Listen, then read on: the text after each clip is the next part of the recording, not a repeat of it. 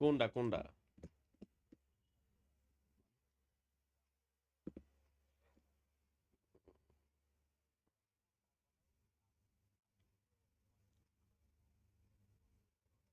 What the fuck? আমার নাম কি এটার ভিতরে? RS এ?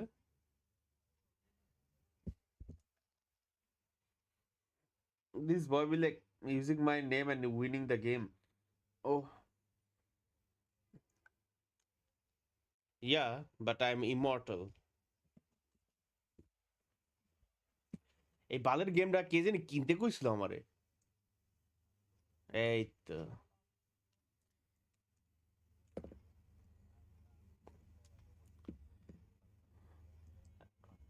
আমি এদিকে চিন্তা করতেছি তোমার আমগো মানে আমার যে সার্ভারটা এটা কমিউনিটি সার্ভার হিসেবে কি আরো আগামু নাকি না?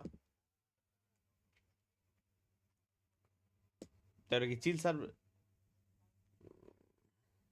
পেইন ওভার দিয়ে দ্যাটস ট্রু বুঝছো মানে ফিল্টার্ড পিপল আসে তো তো দেখা গেছে যে ওই হিসাবে সুবিধা আছে কথা বুঝছো কিন্তু দেখা গেছে যে তোমার ওই মানে প্রত্যেকটা মানুষ বাইচা বাইচা যাওয়াতে দেখা গেছে তোমার সবার লগে ঝামেলা হয় কম অ্যান্ড দে নো মানে উই আর ডুইং ফান এখন আনলেস মানে if they take everything personally তাইলে প্যারা খেয়ে যাবে আমাদের সার্ভারে দুইজন আছে খুবই হাসাস কথা বলে বাট একবার তোমার সহ্য হয়ে গেলে তুমিও দেখবা কি ওদের সাথে আর কি একটা সময় ইয়া হয়ে যায় প্যারা হয় না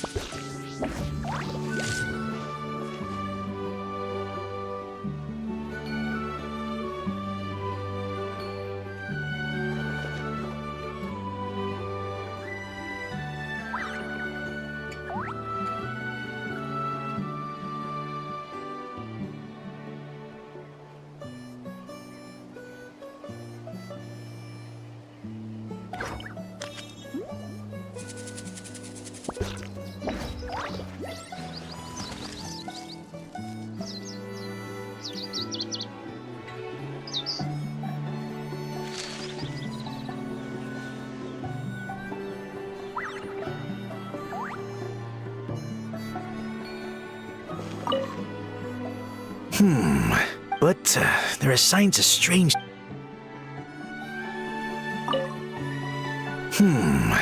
I think it should be possible to clear this spout with just a few hard hits.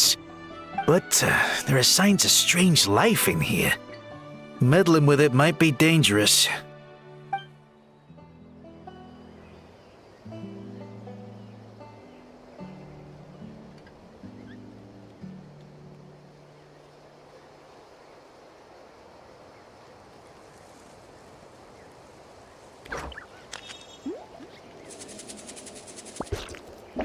The world remains constant over the centuries. But human life is like the dew at dawn, or a bubble rising through water. Transitory.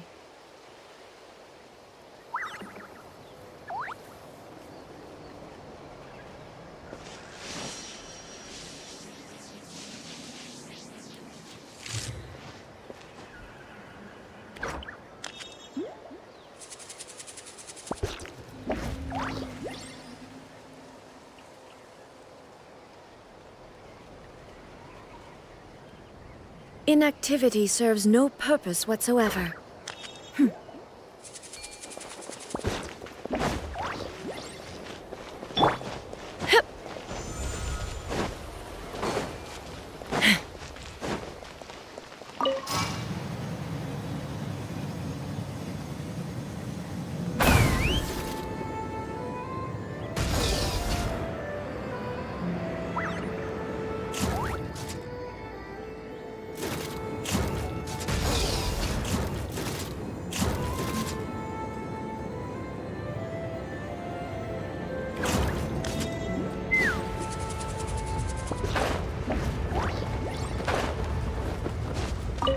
How strange. Why is there so much solid phlogiston in here? Well, it could be from the Children of Echoes. Maybe it got swept up here due to the ley line disturbances? And I did see those strange markings on the cliff. I can't think of a way to resolve this. Short of going all the way to the Children of Echoes to borrow it to Petlisor.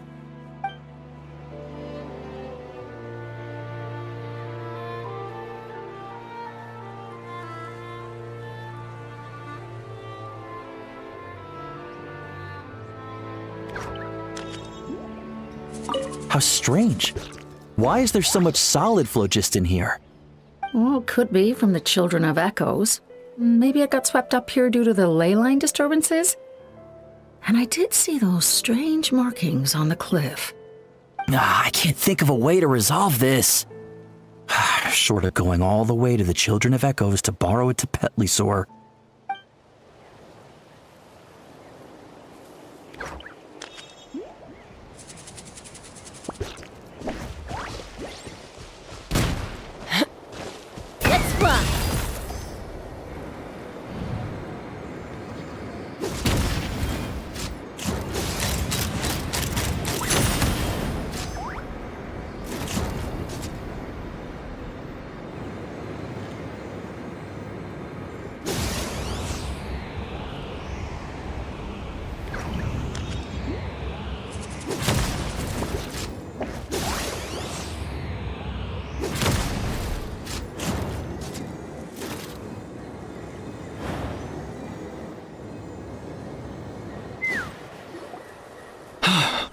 Oh, are you here to help?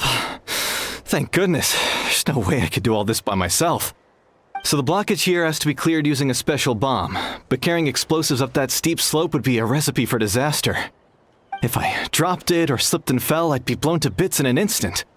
So, my plan was to transport the bomb to the other side, then send it over in a hot air balloon. All I need now is for someone else to strike the balloon at the right moment, dropping the payload right on top of the spout, and problem solved. What do you think? Simple enough, right?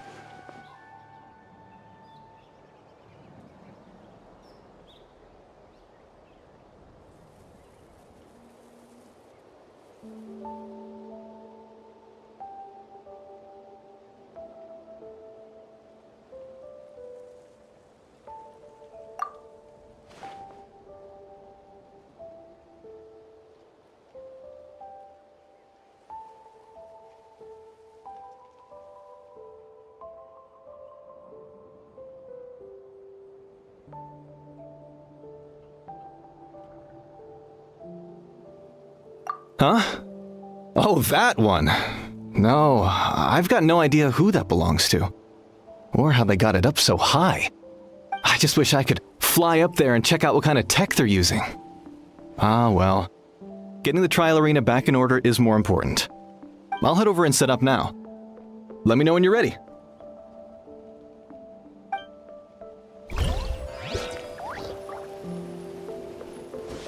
All right! Get ready!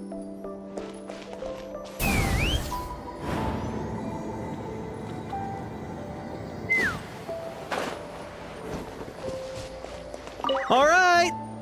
Get ready!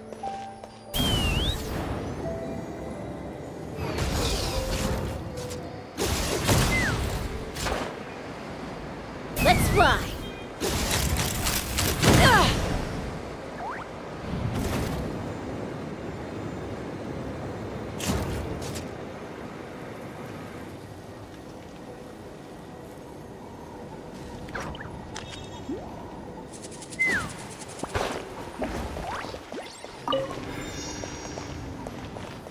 All right! Get ready! All right! Get ready!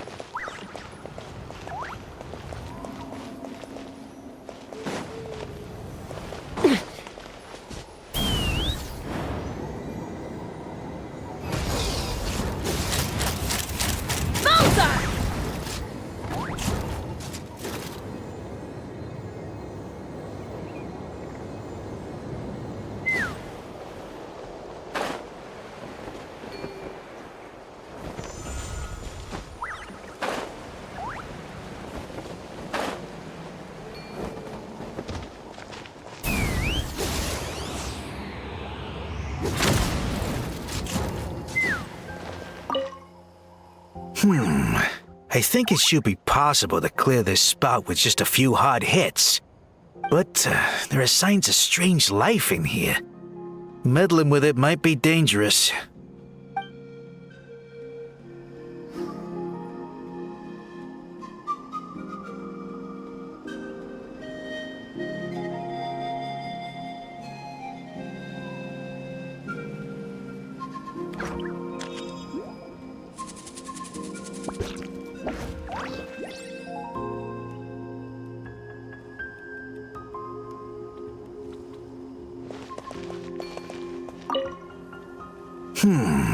I think it should be possible to clear this spout with just a few hard hits.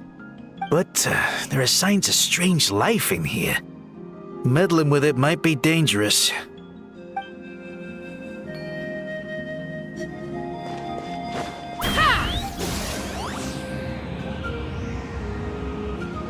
Locked on!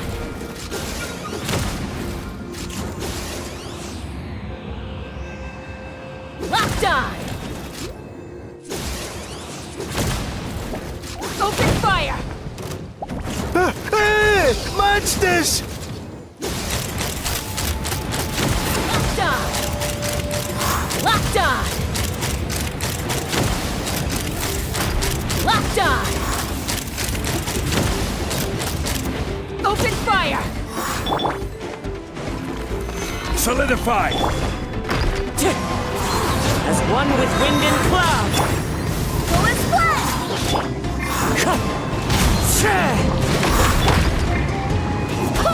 Wind, hear me! Take me up! I thought I was done for. Oh, this spout should be good now. Thank you very much.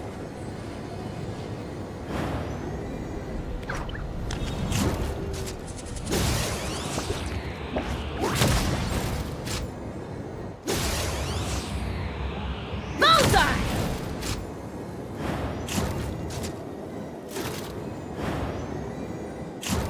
All right! Get ready!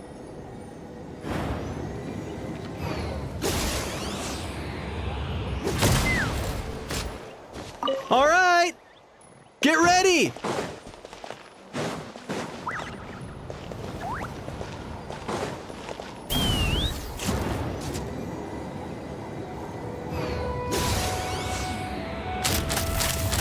Bullseye!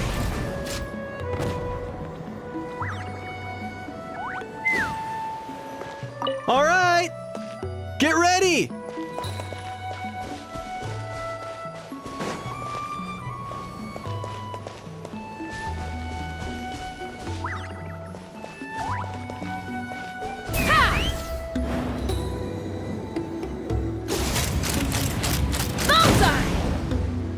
The gaseous phlogiston is being replenished. Looks like all the spouts have been unblocked. Let's head back up.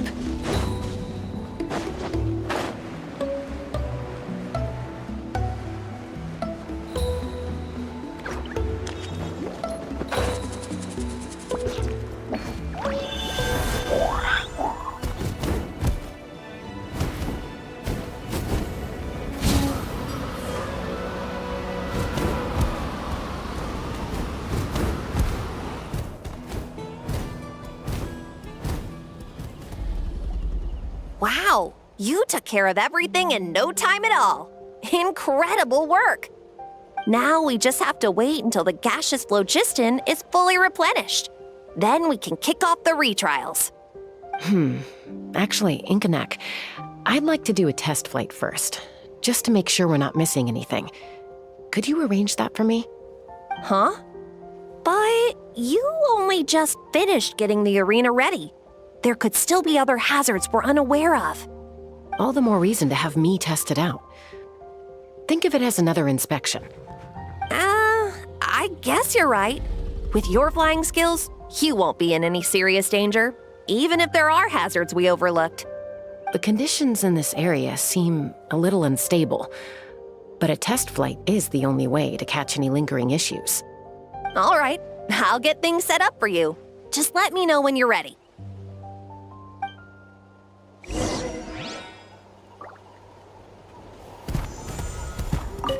Are you ready?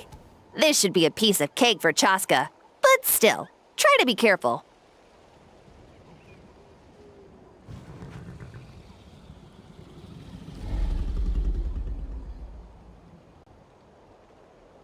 All right, then spread your wings and fly.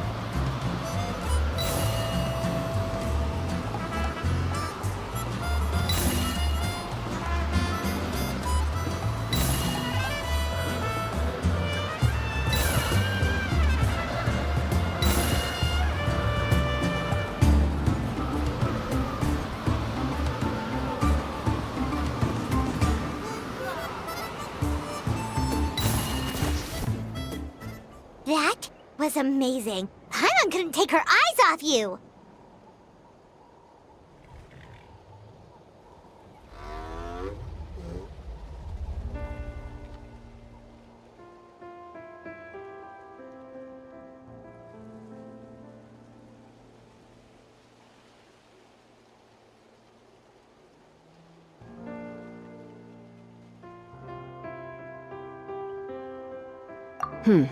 No, nothing major.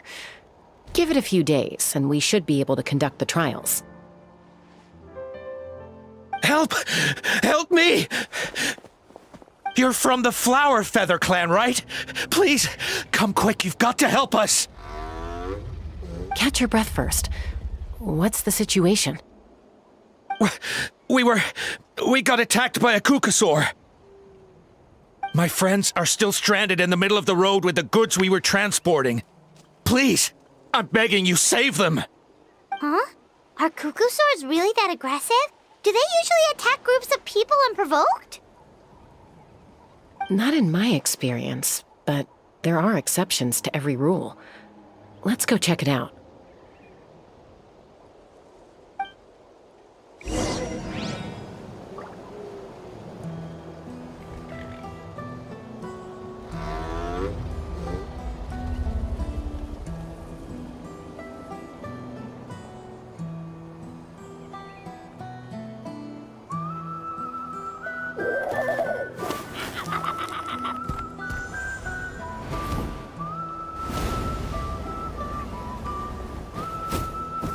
Ouch! I've never seen such an aggressive Kukusaur.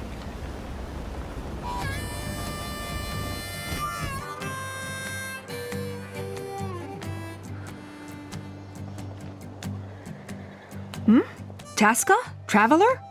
This is a surprise. Elder Alpa? Huh. So, where's this aggressive Kukusaur we've heard about? Already flew away. Looks like it backed off once it realized that reinforcements were coming. So why do you think it attacked these people in the first place? Was it after the food? No. These merchants are even transporting food. Ah! Thank goodness! The phlogiston wings are intact! Phlogiston wings. Thank you so much for coming to our rescue. These phlogiston wings are our most prized goods. If anything happened to them, it would ruin us. Wait a minute. Are you the merchants that were looking to collaborate with us? Wormy told me about you. Yeah, that's us. So I take it you're Elder Alpa? I am. You must be exhausted from your journey, not to mention shaking up from the attack. Let me bring you back to our tribe to rest. We can talk business after you've recovered. But Elder Alpa, What about the Kukasaur attack? Well, our guests here weren't seriously injured, and their goods are intact. Perhaps that Kukasaur was just having a bad day. There are so many of them around here. You'd expect something like this every once in a while. I don't think we need to pursue it any further. More importantly, how are the preparations for the flying trials going? Is everything in order over at the arena? Huh? Did you say flying trials? What a coincidence! Sounds like a perfect use case for our phlogiston wings. You'll be pleasantly surprised by what they can do. Oh, really? Now I'm intrigued. Well then, let's forget all about this Kukasaur attack for now. We have some serious business to discuss.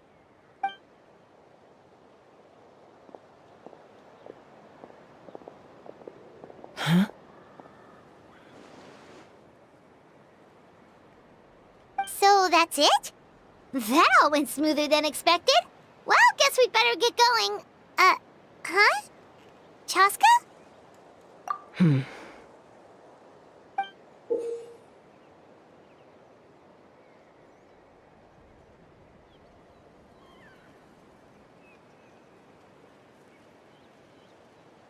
A blood-stained feather.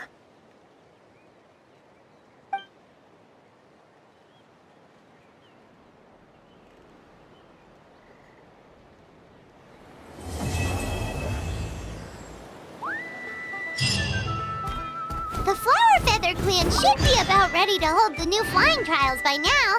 Let's go check it out!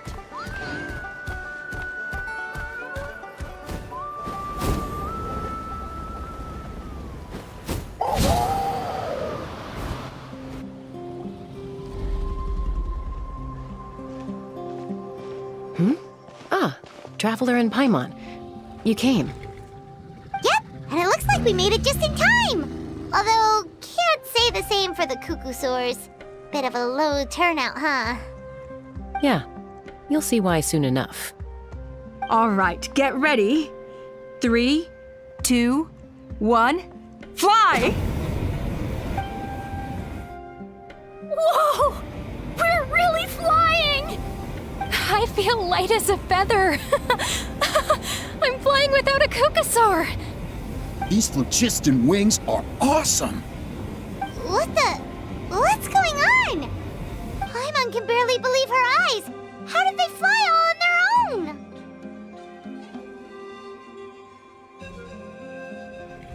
The merchants we ran into that day were selling a product called phlogiston wings. It's a flying machine worn on the back. To operate it, you just use a handheld trackball that controls the flow of gaseous phlogiston. That's incredible! Yeah, if our tribe, if Natlan mass adopted this technology, it would revolutionize our mobility and responsiveness in times of crisis.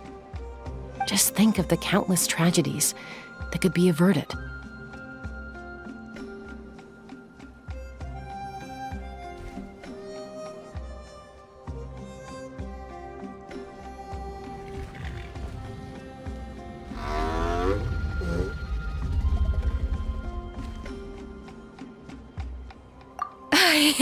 I feel like I'm dreaming. Did I really just fly on my own without the help of a Kukasaur? You'd better believe it! Plus, you just passed a flying trial! Right, Elder Alpa? Elder Alpa? Should this really count as a pass? If we did the trial using phlogiston wings? Why not? The scoring rubric is about flying performance. It doesn't specifically say you have to ride a Kukasaur, does it? Yeah, maybe, but... I mean, even Chasca had to ride a Kukasaur in a trial, right? And the whole point of the trial is to test both your flying technique and your ability to work with a Saurian companion. Well, if we can fly by ourselves, maybe we don't need to test the ladder anymore.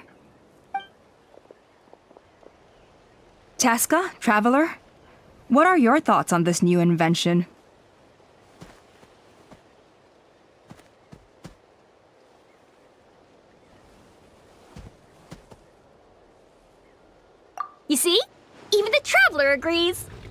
I agree that they have strategic value, but I don't think it makes any sense to evaluate candidates by the current testing standards if they're using phlogiston wings. Why? Shunan finally mustered the courage to go through with this, and now you're saying it doesn't count? We don't have any experience using these wings in battle, nor is it immediately obvious how to incorporate them into the existing systems in our tribe. Taking a longer-term perspective, I think we need to start by getting thoroughly acquainted with how these things work. Then we can develop a new trial format with new assessment criteria, tailored to candidates using the phlogiston wings. You all raise valid points. But Chasca, while your proposal sounds perfectly reasonable, it would probably take years to put it into practice. We lost so many people in that war. These phlogiston wings could be exactly what we need to strengthen our forces and boost morale in this trying time. And as for real-world battle experience, there will be plenty of opportunities to gain that. I have high hopes for you, Junon. Huh? Hey, stop staring into space! Say thank you! Oh, thank you. Thank you, Elder Alpa. You have nothing to thank me for. Remember, the way you got your wings back was by relying on yourself. Oh, Elder Alpa! Bad news! Kukasaurs are attacking the merchants again! Again? Okay, everyone, stay put while I...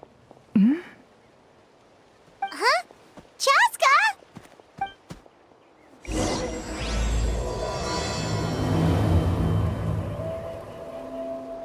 Why did Chasca rush off like that?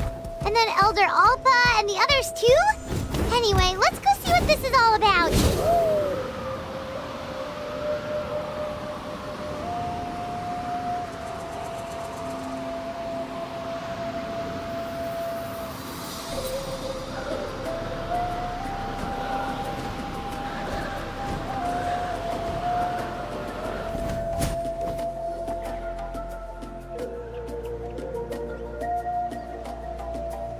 Oh, it's back! It found us again! Run! Get out of here!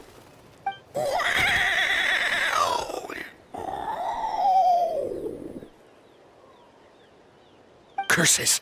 She's really riled up this time. Hey! Stop running! We'll never outrun a creature with wings! Get back here and let's fight!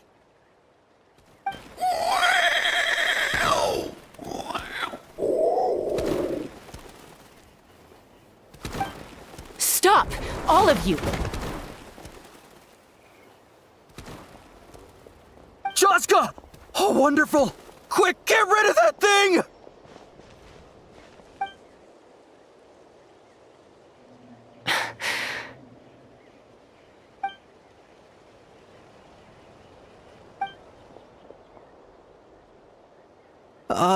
What's going on?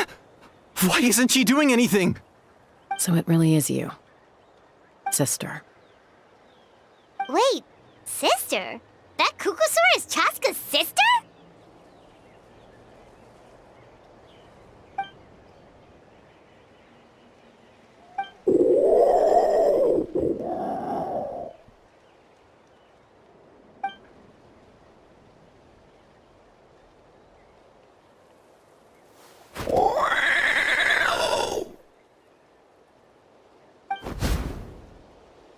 Koya, wait! Is Chasca gonna be okay? Should we go check on her? Is everyone all right? We're okay. No serious injuries. Thank goodness you all got here just in time.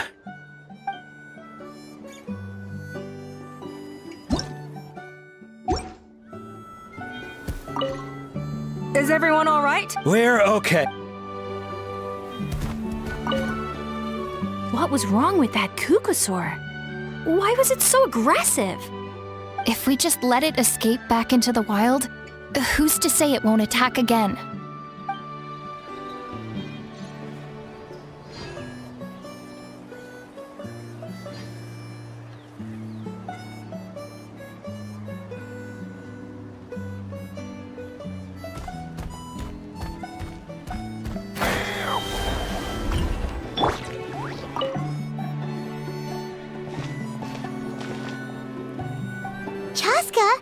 Are you okay? I'm fine. Sorry for making you worry.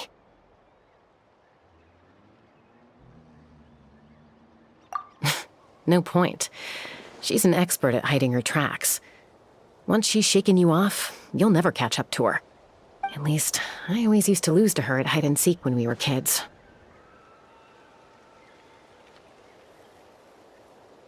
Well, yeah. You know I was raised by Kukasaurs. Anyway, she and I grew up in the nest together. Her name's Koya, and she's my big sister. We played together all the time, chasing each other through treetops or mountaintops. It felt like it would go on that way forever. Until the day I was sent back to live with the humans. Not all Kukasaurs are friendly towards people. Koya, for instance, she's fine with me because we grew up around each other, but she's not fond of other humans. When Mom decided to send me away, Koya strongly protested, and after I left, she became more and more reluctant to interact with humans. Maybe she thinks that humans stole you away from her. It's a possibility, but in any case, we still stayed best friends at first. I had a hard time adjusting to life in the tribe. So whenever something went wrong, I'd run off into the wild and vent to Koya. Ah, so that's what Uncle Cusco was talking about. He said you seemed to prefer hanging out with Saurians to your own kind back then. Yeah, I did. But then, gradually, everything changed. With a new mom and dad, a new tribe, and Koichi, I started getting curious about these humans and made an effort to understand their behavior. The more time I spent with them, the less I spent with Koya. And then, one day, it was Koya's turn to leave the nest. She sought me out and asked if I was willing to leave the tribe and go live in the wilderness with her.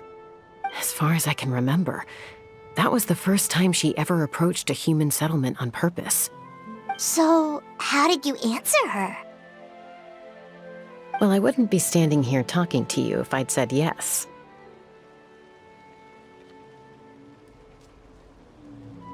No, I was torn. On the one hand, I'd already made up my mind to embrace my new family and accept my human identity. But I also knew that Koya wasn't a fan of humans, and I didn't want to disappoint her. She took my hesitation as an answer. She saw it as a personal betrayal, threw a huge fit, and then flew off. We hadn't seen each other since, well, until today. Not for a lack of trying, though. I tried asking Mom where Koya's new nest was so I could talk things out with her.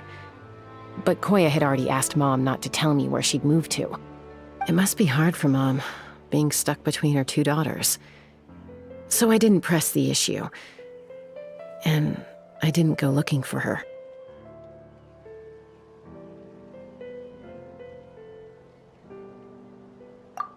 If things carry on like this, I need to make sure I find her before anyone else, even if she doesn't want to see me. For now, let's bring the wounded back to the tribe, and see what Mutota and Elder Alba have in mind.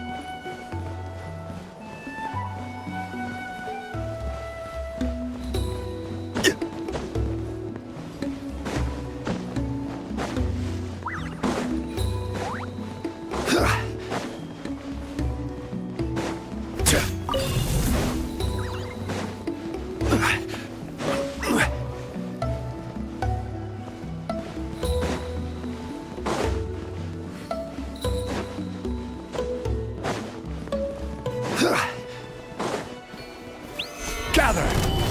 Illusion shattered! This is order! Inazuma shines eternal!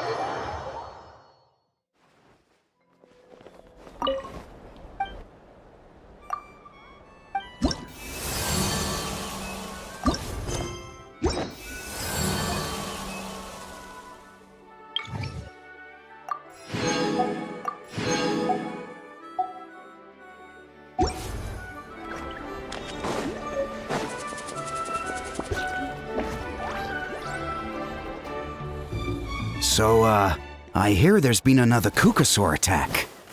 Ha! I knew it! They're wild animals, and they can't be trusted. Hey, show a little respect. The Kukasaurs are our partners.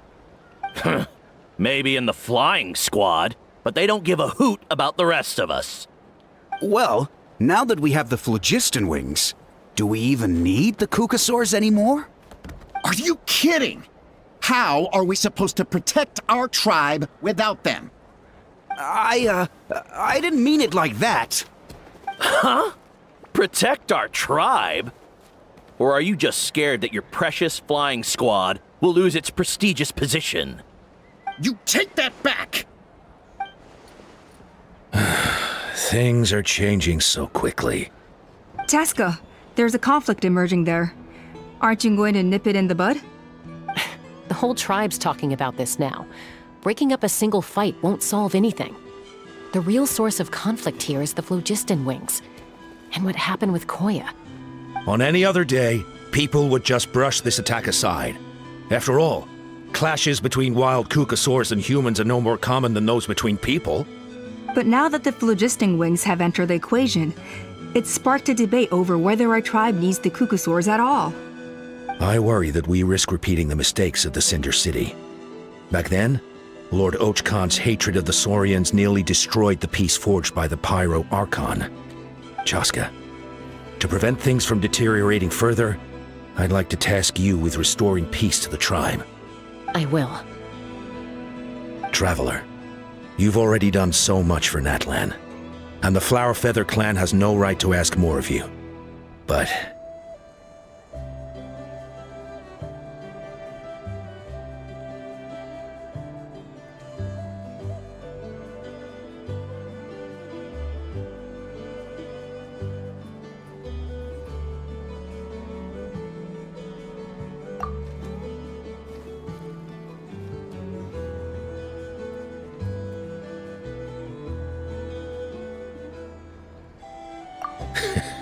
looks like I was making a mountain out of a molehill.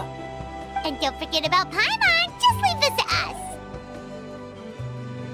us. This whole situation has unfolded so quickly that it's put us on a back foot. To tell the truth, it makes me a little suspicious. You think someone might have orchestrated all this? It's possible. Leave it with me. I'll look into it. Also, Chasca, could you try to keep a low profile while you're out there digging around? We don't want to give our hand away. I'll do my best.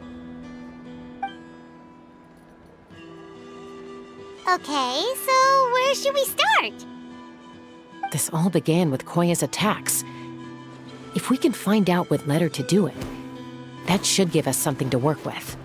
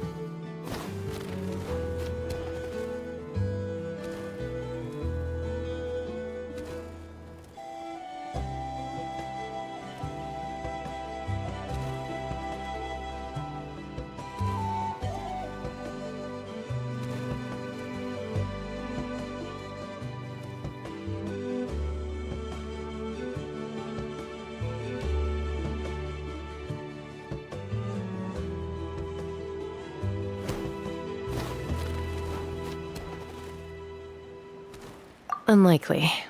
Given how she reacted when I showed up, I don't think she's forgiven me. If you want to resolve a conflict through dialogue, sometimes you need a third-party facilitator. Let's go see my mom.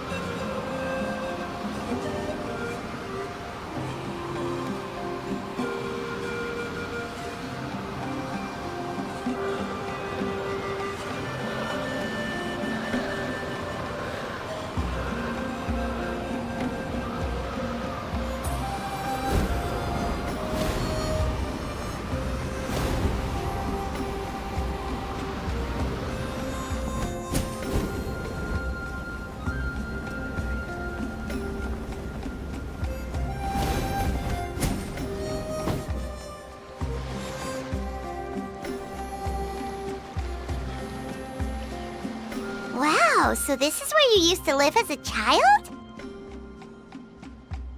Mm-hmm. When I was little, we used to do this thing where I'd jump from the top of this tree, and Koya would fly over from the platform and catch me in midair.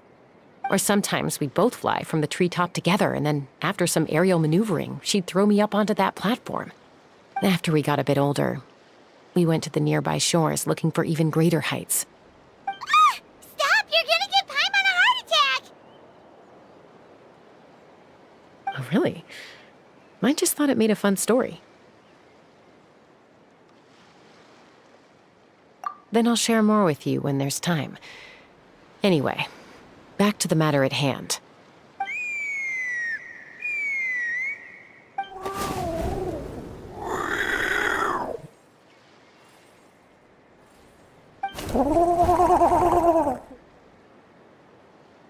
Hey, Mama Bird, I'm back. My last visit was only a week ago, wasn't it? See? I visit you more than I visit Papa Cusco. I brought a couple of friends with me. These are the Traveler and Paimon. Traveler, Paimon, this is my mom. Her name is Chimpu. In the human tongue, anyway.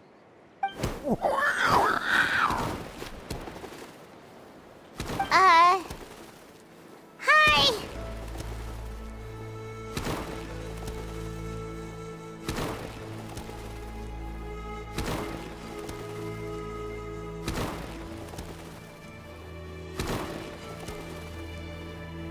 No, not really.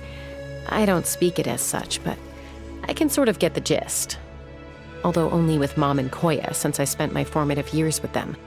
Even then, it's basically a best guess based on their sounds, body language, and expressions. Seems to work about 9 times out of 10, anyway. As for whether Mom understands me, I can't always tell. But somehow we still manage to communicate. Call it the family bond, I guess.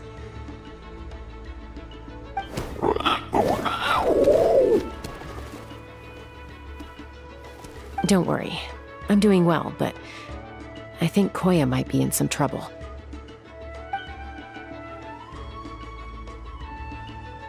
I know she's never been a fan of humans, but she's never deliberately attacked them before either. What's behind this sudden change?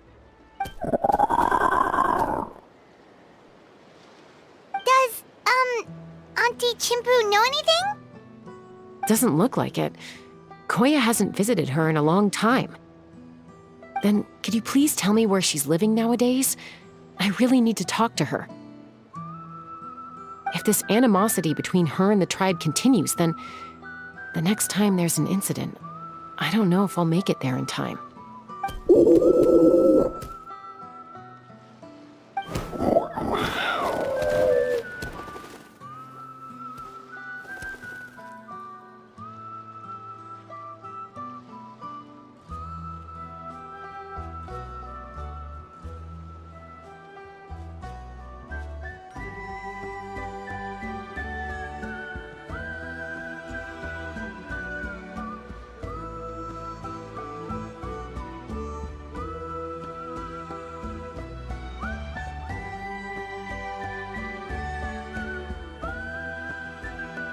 She said she'll take us there.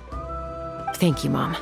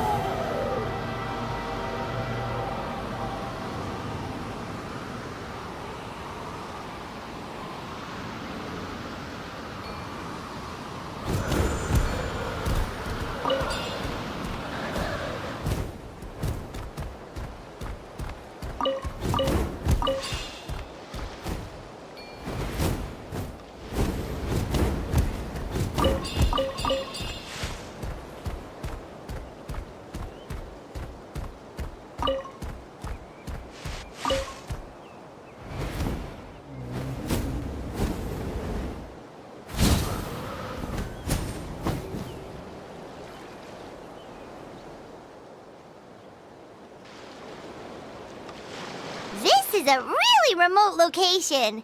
Guess she was trying to get as far away from humans as possible. We stay here? Okay. Got it. Traveler, Paimon. Mom says we should stay out of sight for now. She'll talk to Koya first.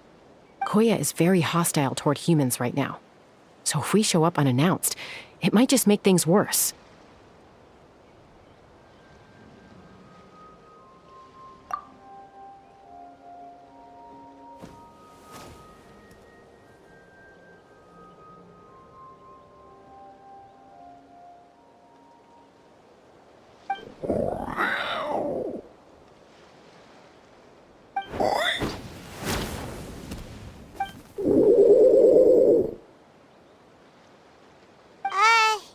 Any idea what they're saying? Sounds like things are more complicated than I imagined. There's evidence in this area suggesting that Koya might have been the victim of a human attack.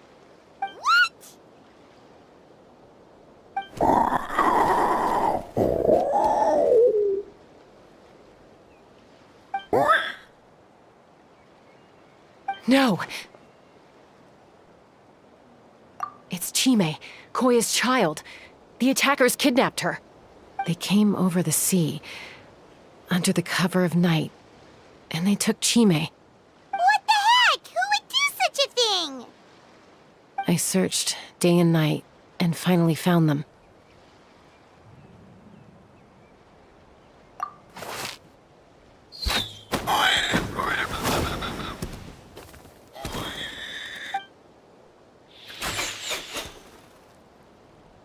Oh, yeah! Tafal's contraption is working like a charm! Got her in one!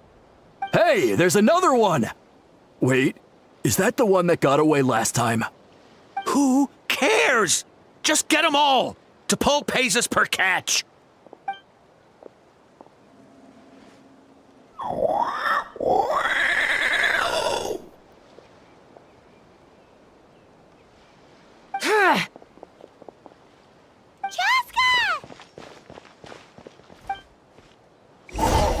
Chasca? How'd you get here? Quick, stop her! Don't you even think about running away!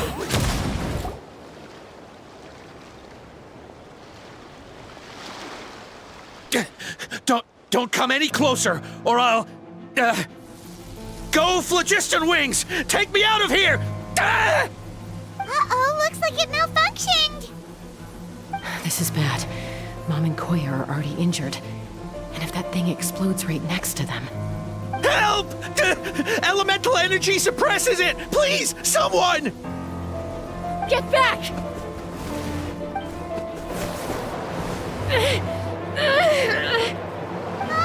It's still going, and it's getting worse! Guess we need a more permanent solution. All right then.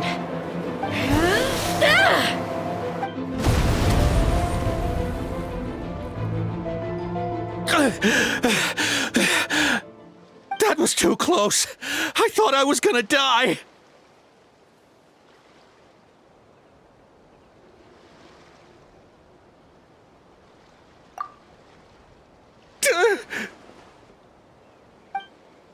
Answer us honestly. Were you the ones who attacked Koya before?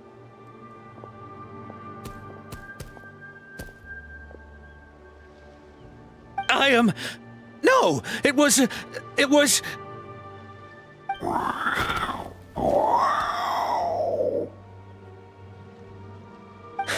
Well, she says it was you.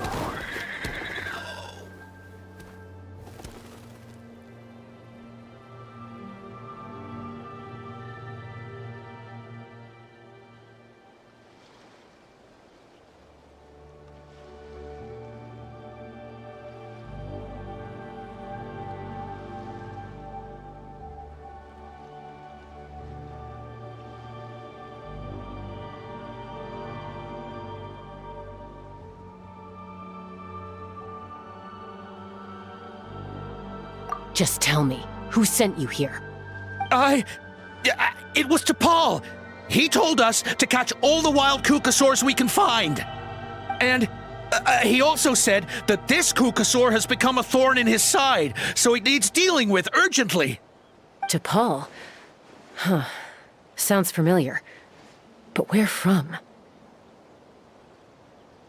Well, he tends to send his orders in writing. He pretty much never communicates with us in person. When he does, he wears a mask to hide his face. And whenever we trade Kukasaurs for phlogiston wings, we deal with his henchmen. So you didn't even make those wings? All we did was slap some labels on them and transport them over here, to make them look like they're imported. To make it harder to trace their origins.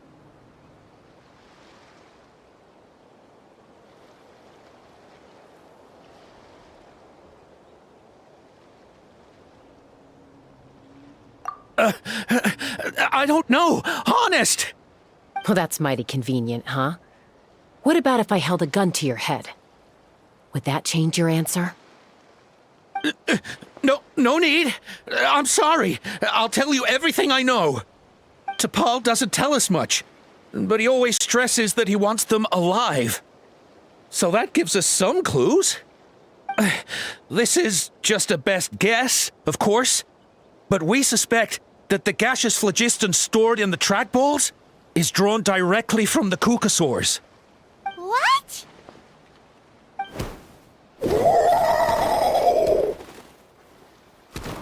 Easy now. You're still injured. Hey, keep talking. Yes, ma'am. So, the gaseous phlogiston has to be highly refined in order to power the phlogiston wings. The slightest imperfection can have disastrous consequences, as you just witnessed. But the Kukasaurs have a natural ability to process gaseous phlogiston. So, if you use them as an intermediary, then...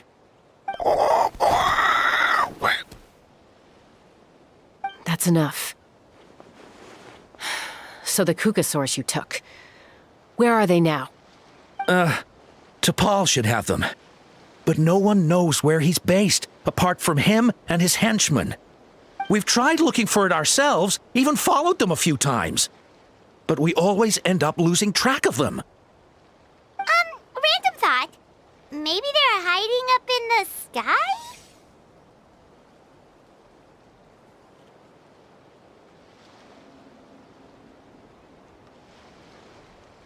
T'Pol. T'Pol. I'm sure I've heard that name. Maybe it was... Chasca, Traveler!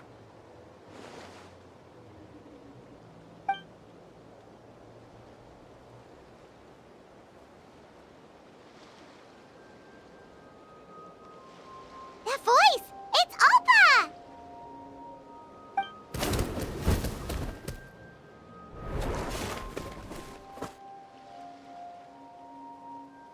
Elder Alba? What brings you all the way out here? Well, I was patrolling nearby when I heard the sound of an explosion. What's going on?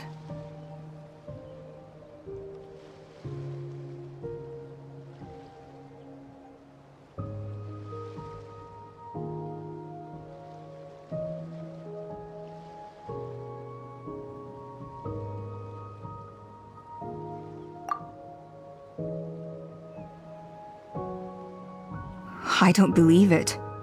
Elder Alba, does the name T'Pol ring a bell to you? I feel like I've seen it written down before. Maybe in a list of candidates for the flying trials? Huh? So he's a member of your tribe then? No. If he was a member of the Flower Feather clan, I'd definitely know him.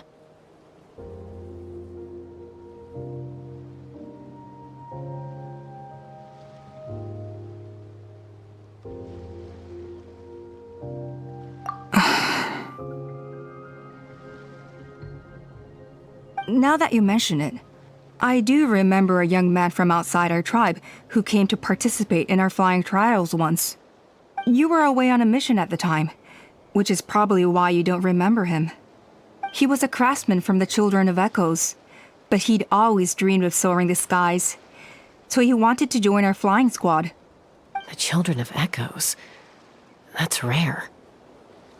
But despite his best efforts, he unfortunately failed to pass the trial and gain the Kukusor's approval. In the end, he went wingless and returned dejected to the Children of Echoes. Wingless, huh? Maybe he invented the phlogiston wings to get revenge on the Kukusaurs. Perhaps. Or maybe it's simply his way of dealing with his regrets over his past flying endeavors. Either way, it doesn't excuse his abuse of the Kukusaurs.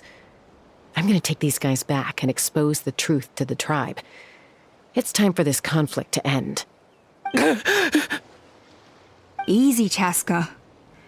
Remember what I said about keeping a low profile? The ringleader still hasn't shown himself, and this man's allegation about powering the phlogiston wings with Kukusaurs is only speculation. Bringing these men to the tribe now won't win over any current supporters of the phlogiston wings. In fact, it may even escalate the conflict further. After all, many are mistrustful of the Kukusaurs after recent events.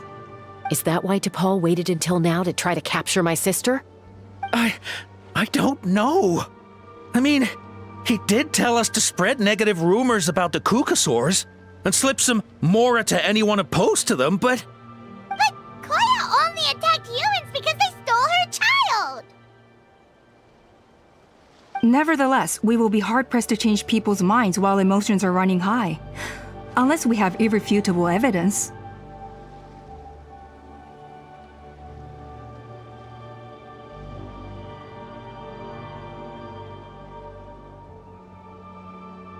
Bravo! My thoughts exactly. In the meantime, leave these men with me. I'll escort them back to the tribe. I'll take the other members of their crew into custody too.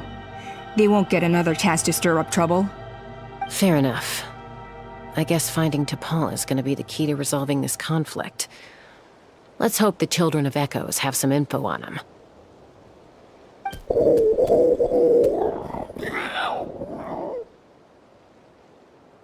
Sorry, whatever it is, it'll have to wait till this is all blown over.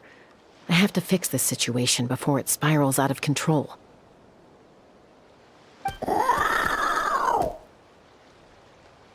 Mom, sis, rest up and get well soon. I gotta fly.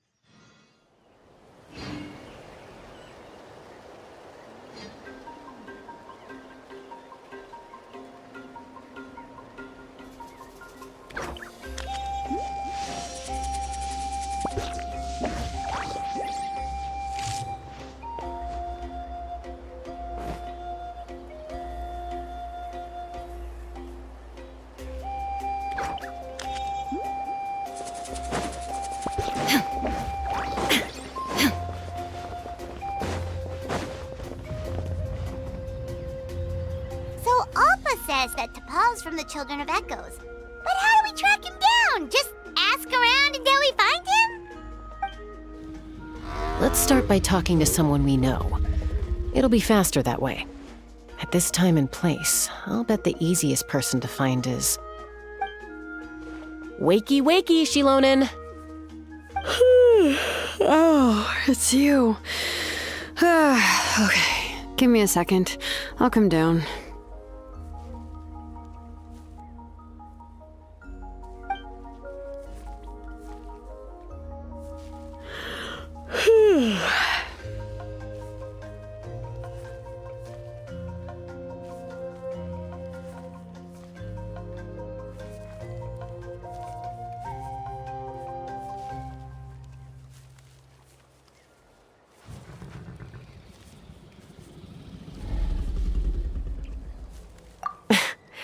I climb trees to fly further and see farther.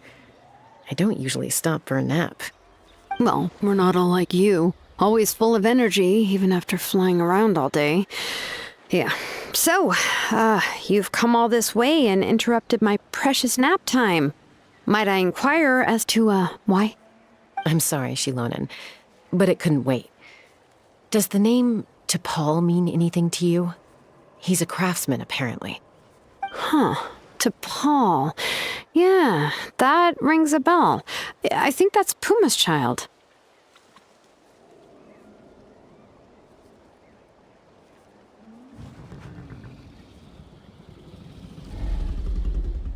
Nope, I'm afraid you're a few years too late. Why are you looking for him?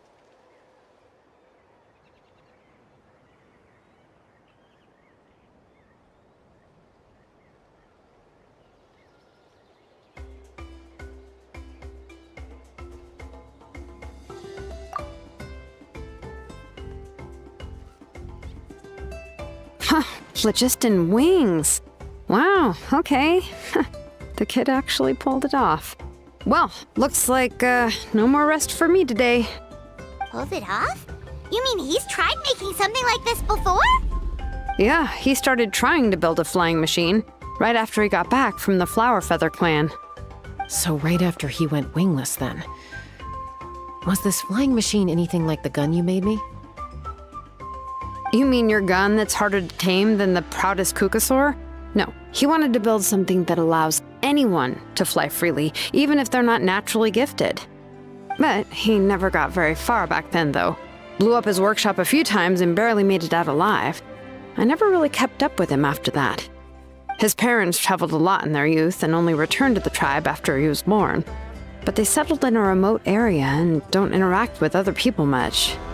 Which means most people in the tribe don't know them very well.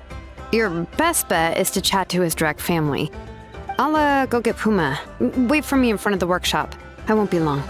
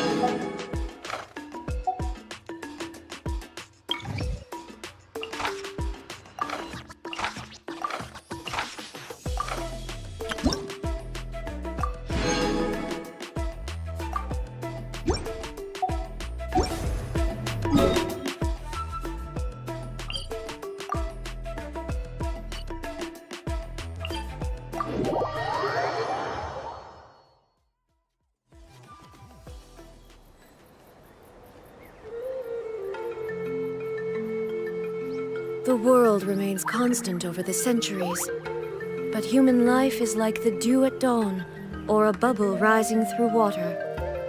Transitory.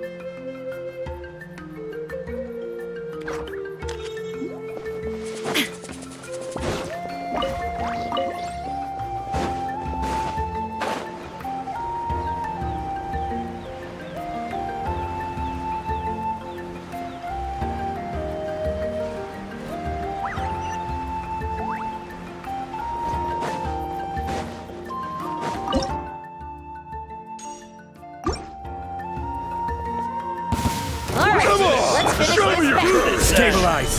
There is no escape! Into the wind. Fallen leaves. Adorn my...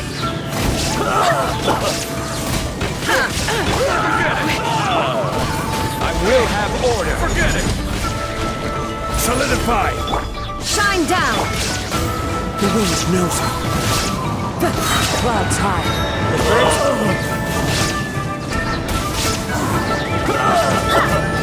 Torn to oblivion!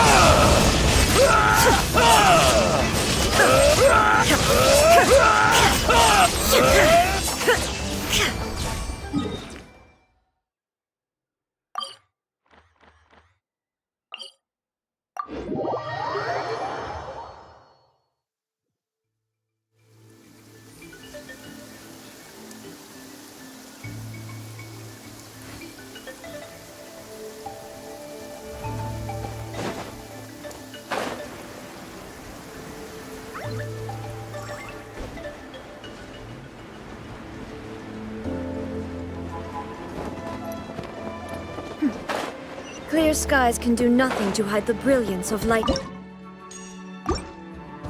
Divine bolts can strike evil. Stabilize! Order guide you! Barbados! Guide us! One with nature!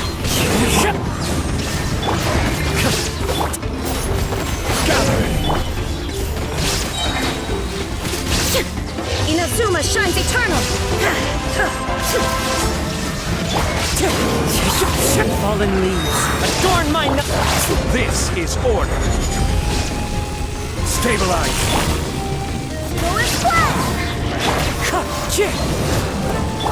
Illusion shot! I swear by my sword! Solidify! Wind strike!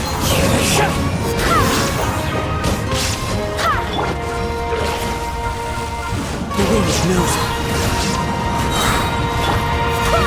Wind, hear me!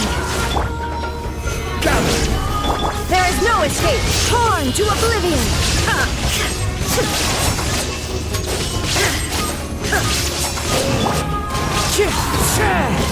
Clouds high, the birds call!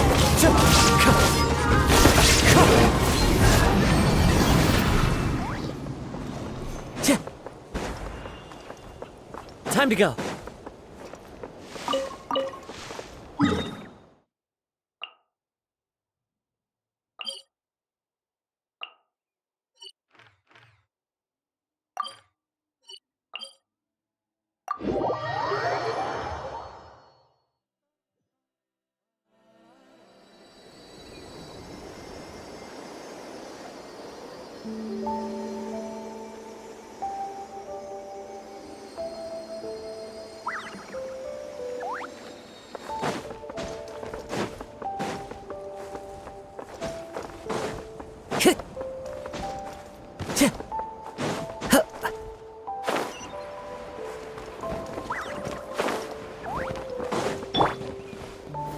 Stabilize!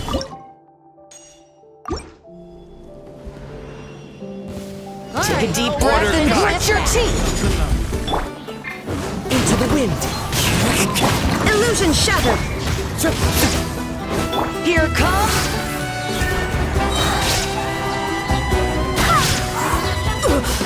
Barbados! Guide us! One with nature!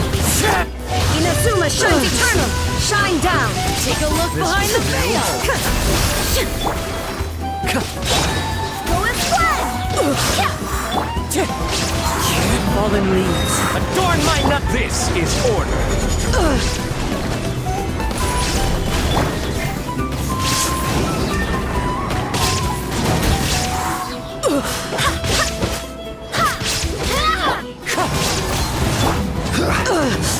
Solidify! There is no escape!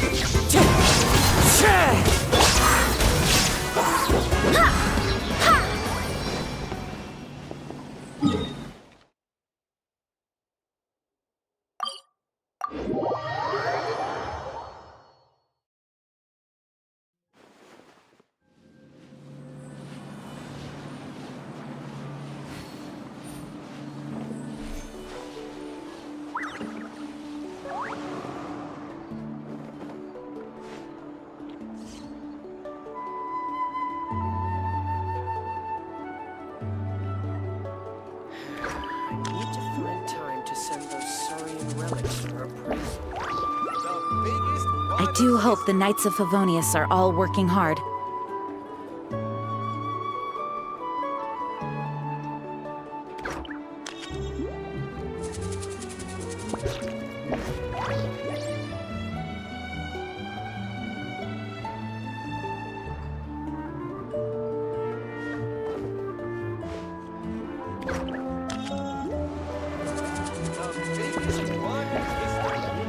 Time to send those Saurian relics for appraisal.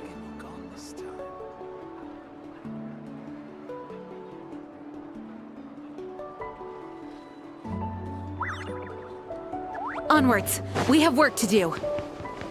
Ad Astra.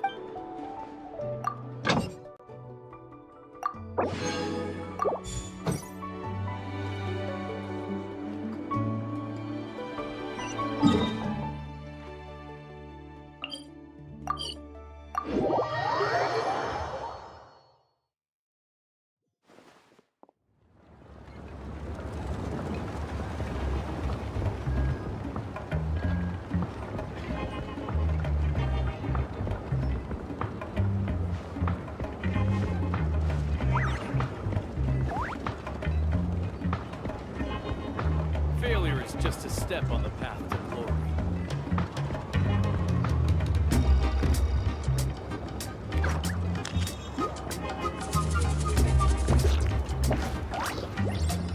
It's time to move on. We shouldn't stay here.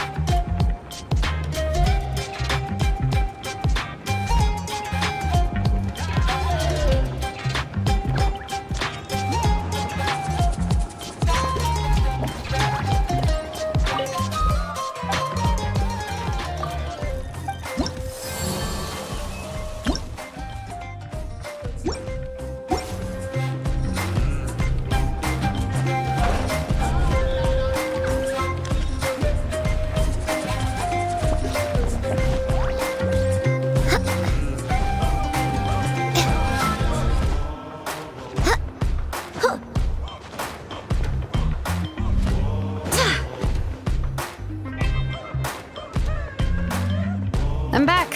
Allow me to introduce to Paul's mother, Puma. Hello, Oh, save the pleasantries. I don't want to spend any longer talking about that boy than I have to. Huh? I disowned him long ago. He is no child of mine. All he cared about was his pipe dream of reaching the sky. Oh, we tried to talk sense into him, but he was obsessed.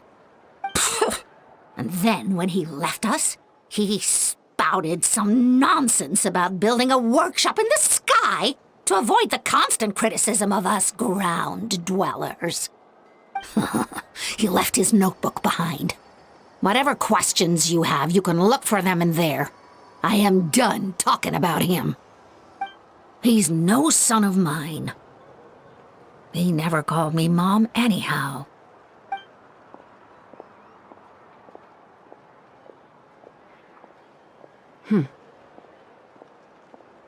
Wow, they've really fallen out. Paimon sure wasn't expecting that.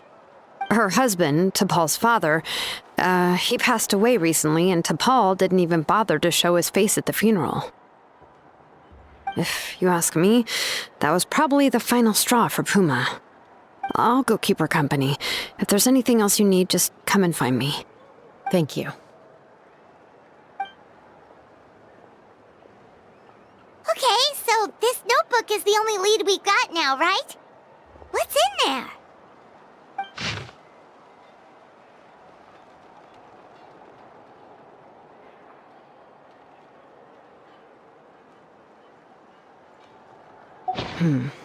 Some early designs for the phlogiston wings, and some theorizing about an airborne workshop. Natlan, the Cinder City. Looks like that's where he got his technological inspiration from. So, was he serious about the workshop in the sky? But that's such a big project for one person. Do we think he actually pulled it off?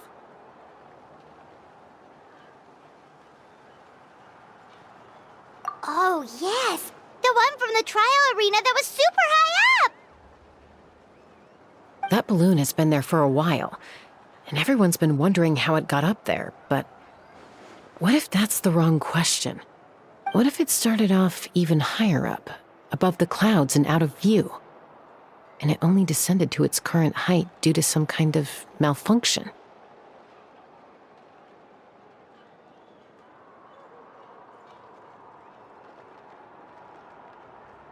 Part of T'Pol's workshop? Seems likely. If T'Pol's base had been hiding above the clouds this whole time, that would definitely explain why Isidore couldn't find it. I totally called it! But how do we get up there? Chasca, can you even fly that high? By myself? Possibly. But with a passenger, no chance. I doubt even phlogiston wings could take you up that high. At least, not without that relic T'Pol mentioned in his notebook. Yeah, and he's probably holding on to it. We'll have to find another way.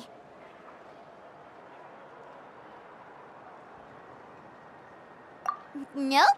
That's way beyond Paimon's altitude. Also, would you really expect Paimon to go up there and take on T'Pol all by herself? Let's not worry. Just because we can't think of a solution doesn't mean no one else can. I'm not the only flying expert in my tribe, you know. Oh, good point. We should go ask Elder Opa! And Mutoda. He was quite the flying ace back in the day, too. Let's head back and see what they suggest.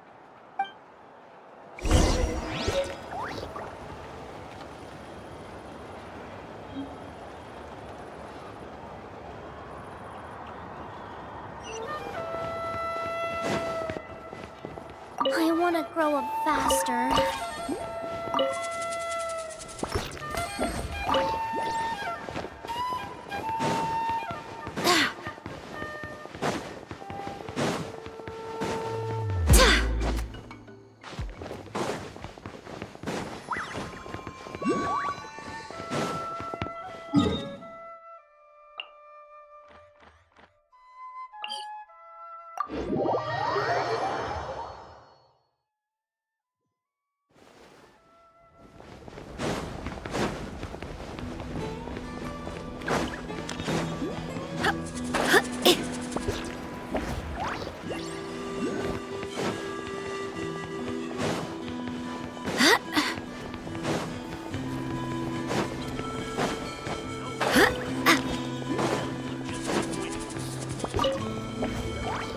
Chasca, you're finally back.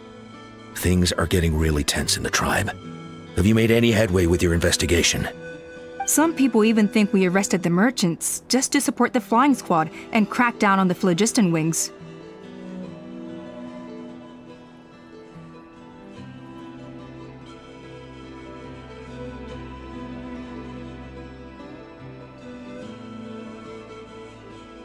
We found some promising leads, but there's a major obstacle standing between us and the irrefutable evidence we need. A relic from the Cinder City? So Ochcon's still managing to sow discord, even after all these years. An airborne workshop and a hot air balloon above the trial arena. And that's where you're trying to get to now?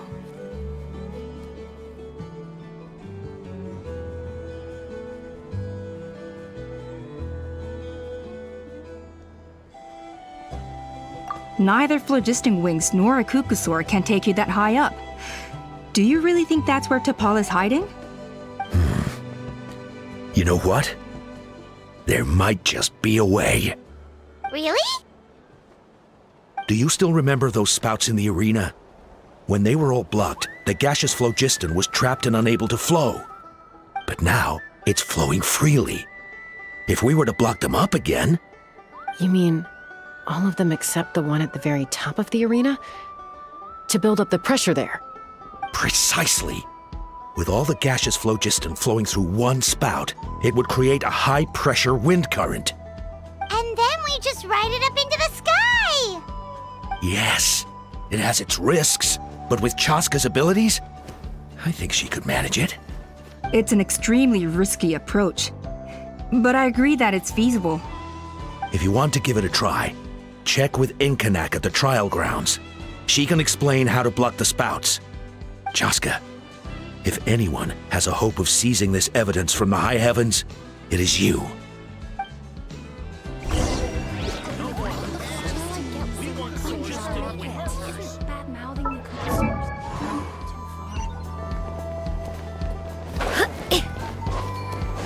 If you're so tough, why don't you take off my mask and see for yourself?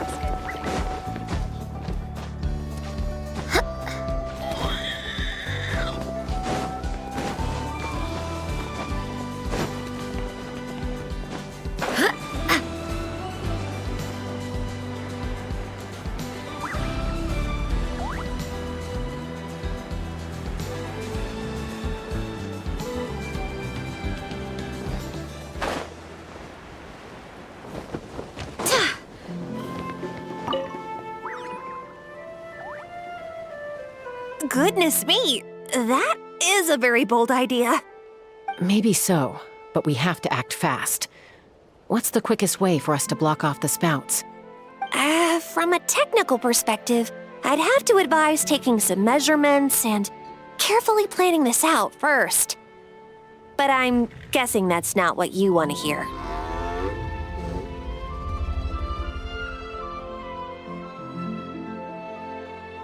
Then we'll have to take the rough and ready approach. See the solid phlogiston over there? Our prior inspections revealed that some kind of stable structure has formed inside, making it highly damage resistant. It's not without its weak points, but unless they're all struck at the same time, the structural integrity won't be threatened. So, what happens if we do strike them all at once? It'll collapse. Okay, I see where you're going with this. Yeah, you got it. As long as you hit all the weak spots at once from the right angle, the solid phlogiston will fall right on top of the spout and block it up. You're right about rough and ready. Sounds like my kind of plan.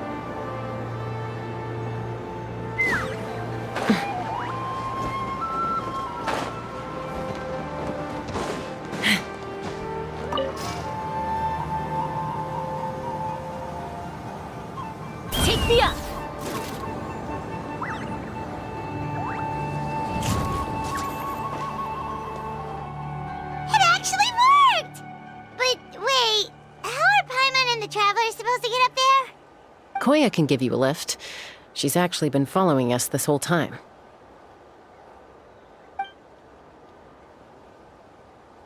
Wow, Paimon didn't notice at all.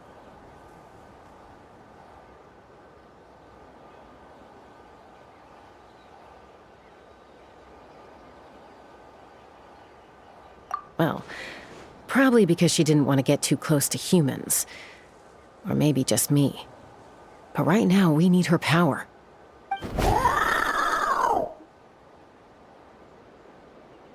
Whoa, you didn't even have to summon her.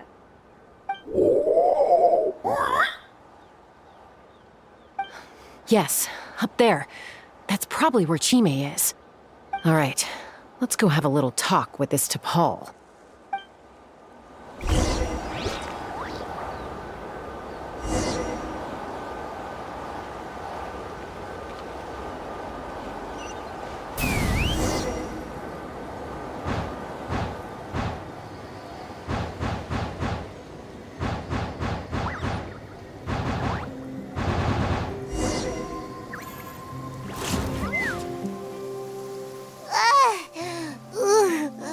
Haven't ever flown that fast before. She feels so ready to throw up.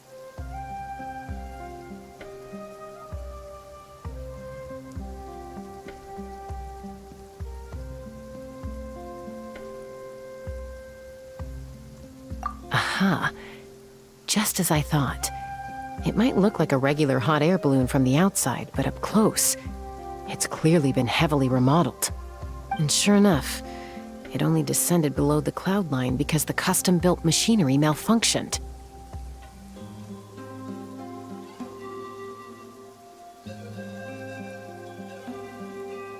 I should be able to figure it out with T'Pol's notebook. Thankfully, I know a little DIY from fixing up my guns when they're having issues. That should just about do it. Now all it needs is a nice hard kick. Maybe that works on your guns, but, huh? We're really moving!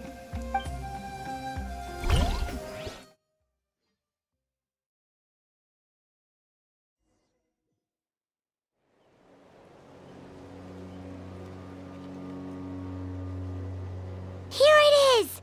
The workshop in the sky! Oh, you gotta see it to believe it.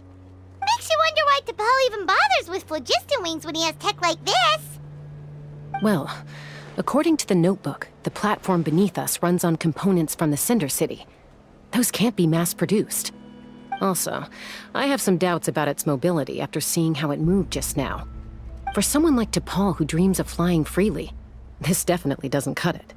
But if he's got that relic, he should be able to make a set of prototype wings for himself, right? Why bother making a whole flying workshop so he can mass-produce them?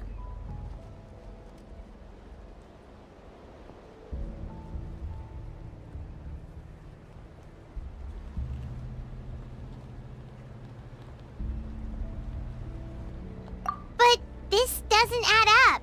If he's already achieved the power of flight, then he must have bigger dreams we don't know about. But what? With any luck, we'll find the answers in his workshop.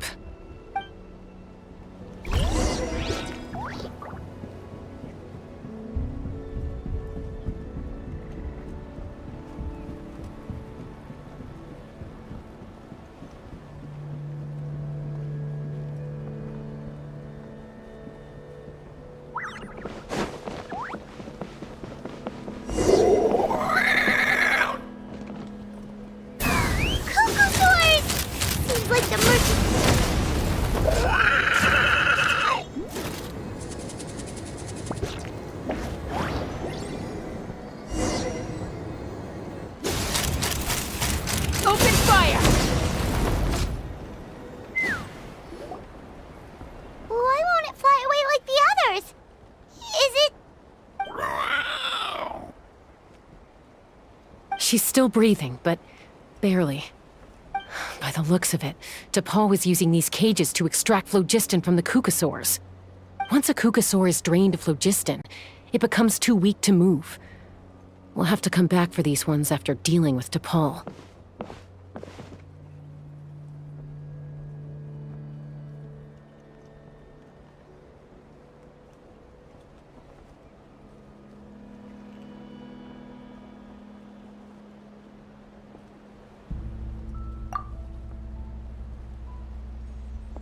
let me see. Looks like a record of his phlogiston research. Log number 330. With the support of... I was finally able to launch the airborne workshop. Even though it relies on the relic for 80% of its power supply, I've at least taken the first step. Log number 348.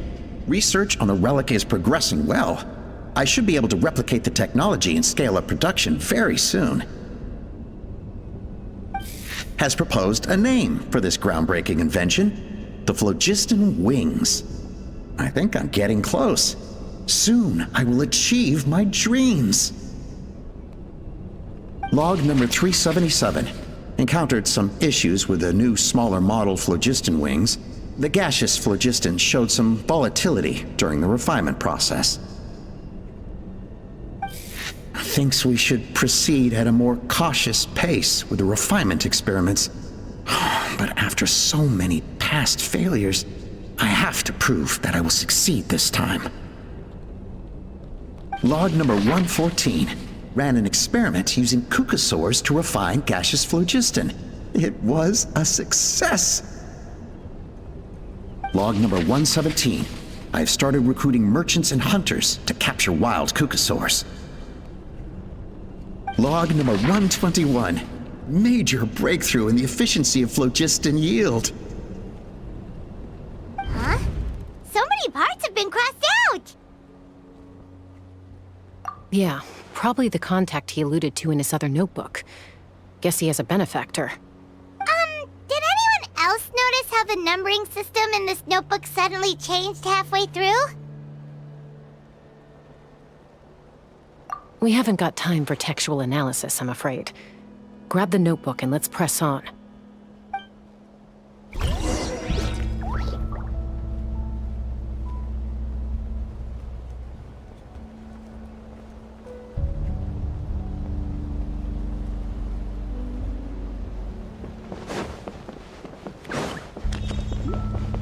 Huh. Never seen one of these before. Looks like this was built with the Cinder City components, too. You're not thinking of giving it a nice hard kick, are you?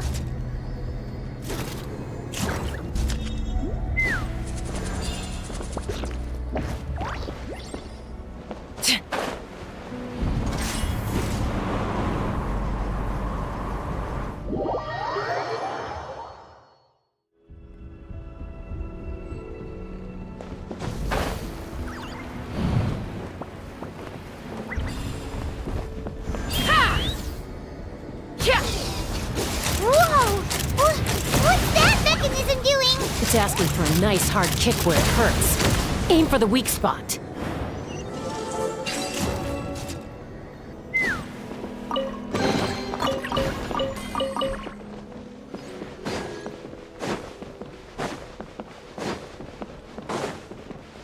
What are they doing here? It's T'Pol's henchman. He must have brought them here using the relic in his prototype wings. Watch out!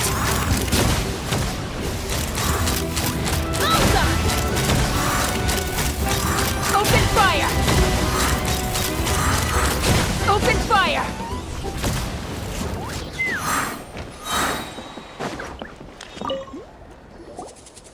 Hey, look here! More of T'Pol's notes!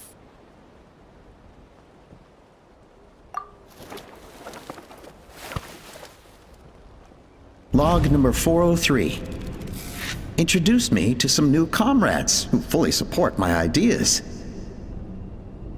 I told them that some Saurians are blessed with wings, and some people with natural gifts, while the less fortunate among us can only look on longingly as they seize the skies.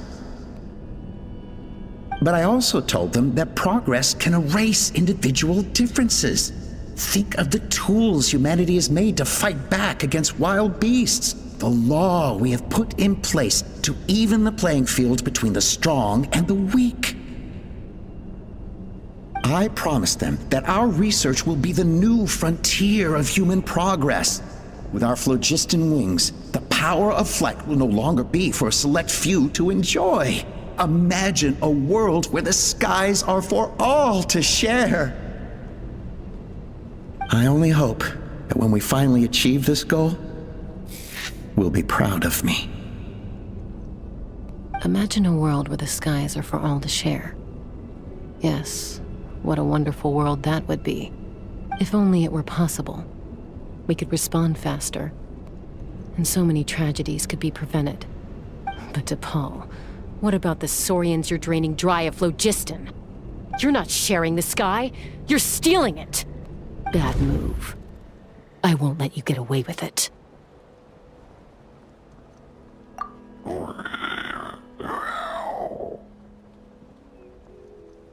I'm fine. Let's keep moving. I don't think we'll find anything else here.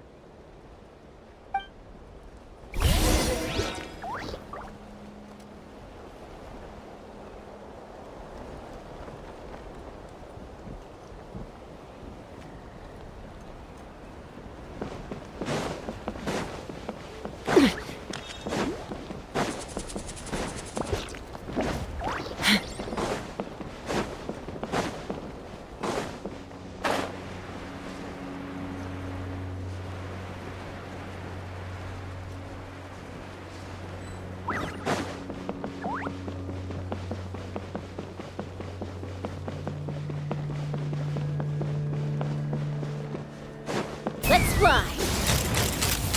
Bullseye!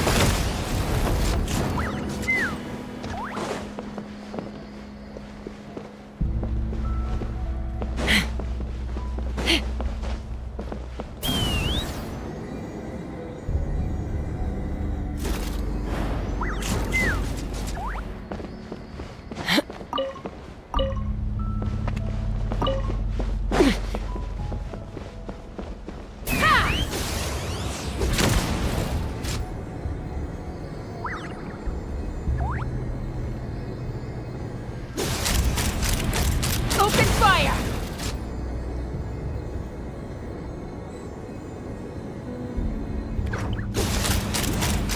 Bullseye!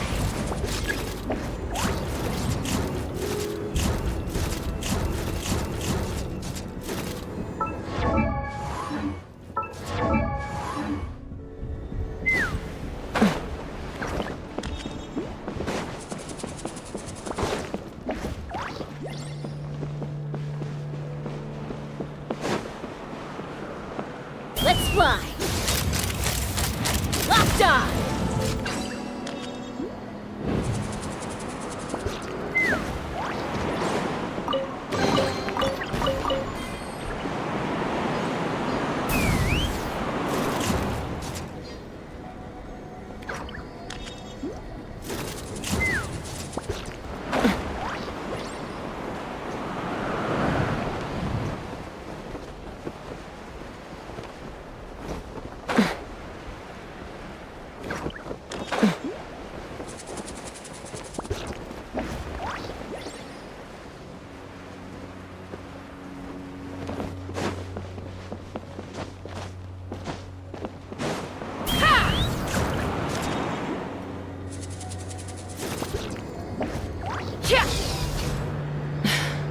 I can't believe he captured so many Kukasaurs.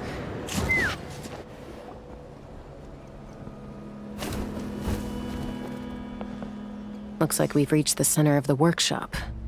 And still no sign of Koya's baby.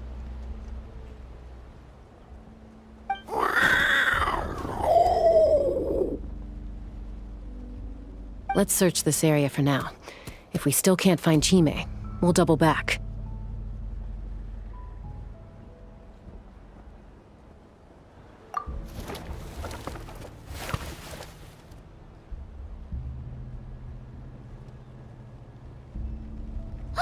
Chasca, Traveler, come quick! What is it? Did you find Chime? Not yet, but look! It's another one of T'Pol's notebooks!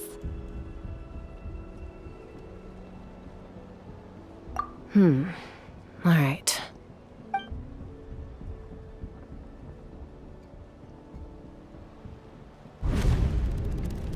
Log number 428. We decided to restart the experiments on phlogiston refinement, but without telling.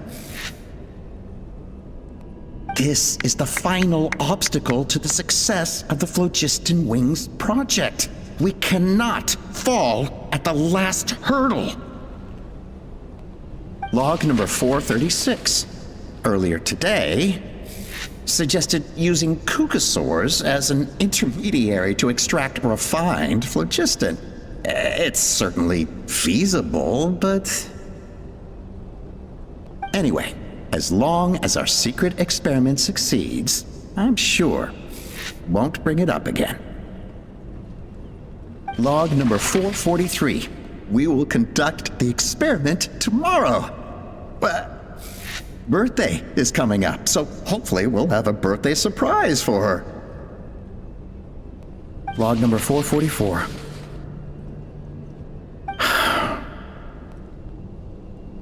Huh? Why is this log empty? I guess whoever wrote down the log number was prevented from recording the results.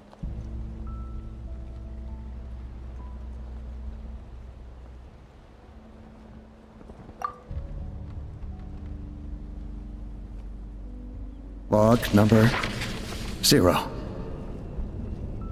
We lost many comrades in the accident. Among them are friends, lovers, and children. But we cannot stop now. We will keep their legacy alive and carry their dreams forward. As of today, we are scrapping the artificial refinement method. Instead, we will focus all our efforts on phlogiston extraction from live cucosaurs. They are arrogant beasts whose existence in the wild serves no one but themselves. Their true worth lies in their sacrifice for the sake of human progress. To facilitate our operations, we will gradually move the airborne workshop closer to the Flower Feather clan, even as we continue to expand it. All this we do to create a world where the skies are for all of humanity to share. All this we do to make T'Pol's dream a reality. Given the way this is written, not to mention the fact that the numbering has started over from 0, it kinda sounds like this is someone new. Does that mean that T'Pol's already... There's also a letter tucked in the end of the notebook. It's from Puma.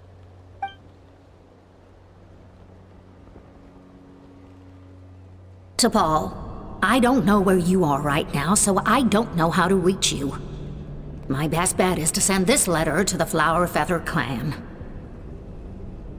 Your father is gravely ill. Oh, I know we've had our differences in the past, but he is still your father. Won't you come and visit him? Please. I know you never liked him and cared even less for me. All you ever yearned for is the sky and your birth mother. But we'll still be waiting here for you if you do come back. This may be the last chance you'll get to see your father. So Puma's not T'Pol's real mom? Huh. Well, she did say he never called her mom, but I'm gonna assume she was just venting. We know that T'Pol's father passed away quite recently, and this letter looks recent. By contrast, the writing in this notebook is old and faded. It looks like the real reason T'Pol didn't attend his father's funeral is because he'd long since passed away himself. If we ask ourselves why this letter was sent to the Flower Feather clan, why T'Pol always yearned for the sky, and how he got his hands on a relic from the Cinder City, it all points to one answer. That's right. T'Pol was my child. He was born during my days as a wingless wanderer. His birth gave me new hope. I wanted to become the kind of mother who spent her days as a valiant rider, soaring the skies. Not an aimless, wingless nobody. But his father wanted to settle down, to give his child a safe, sheltered life in his tribe. We fought about it constantly. until the love we once had for each other was gone. He started a new family with another traveler who was also looking to return home. And I went back to the Flower Feather clan, alone. Opa? I had no idea that despite being raised among the children of echoes, my child still harbored dreams of the skies. Can you imagine, Chasca? The joy and surprise I felt when he showed up at my door, asking to join the flying trials. Or how proud I was when he said he wanted to prove his own worth, rather than relying on my position as elder.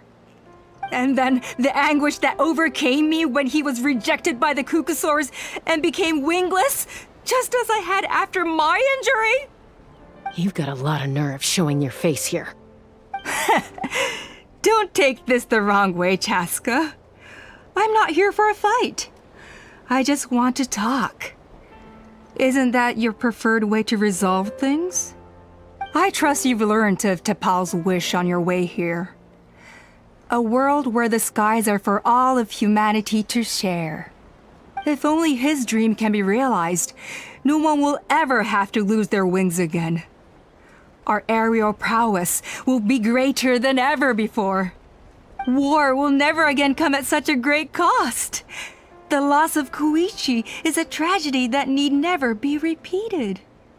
So tell me, Chasca, do you really wish to see the phlogiston wings forever grounded and gathering dust? Nothing you've said excuses all the conflict you've caused. You mean the argument back at the tribe? It was a necessary measure. Sometimes this is the only way to accelerate the pace of progress.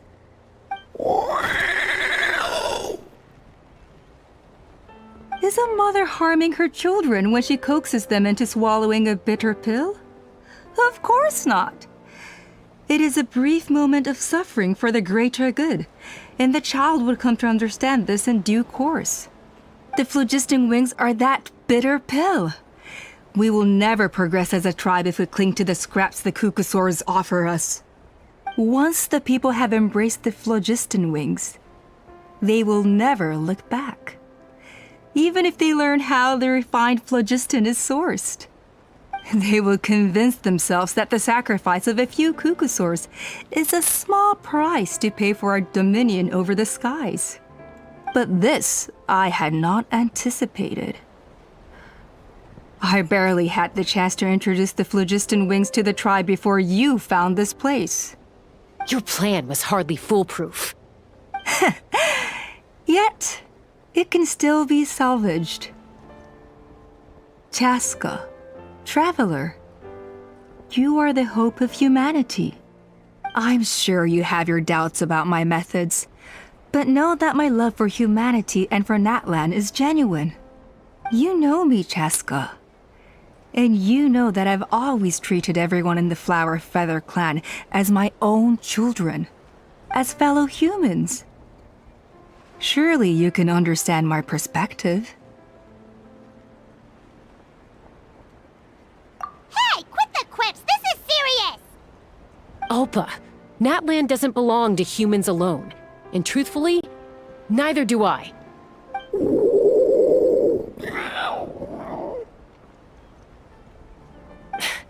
How many times has the Abyss invaded Natlan now? And yet despite how much stronger it is than us, Natlan still stands as a nation of humans and Saurians. Peace imposed by force will crumble in a matter of days, because social bonds are what hold a civilization together. Weren't you the one that taught me that? And yet you would break the bond we share with our Saurian companions to take more power for ourselves? That's as stupid as hacking your own arm off to use it as a club. They are wild beasts, driven purely by instinct. How could they possibly understand human social bonds? How did someone like her ever become a writer?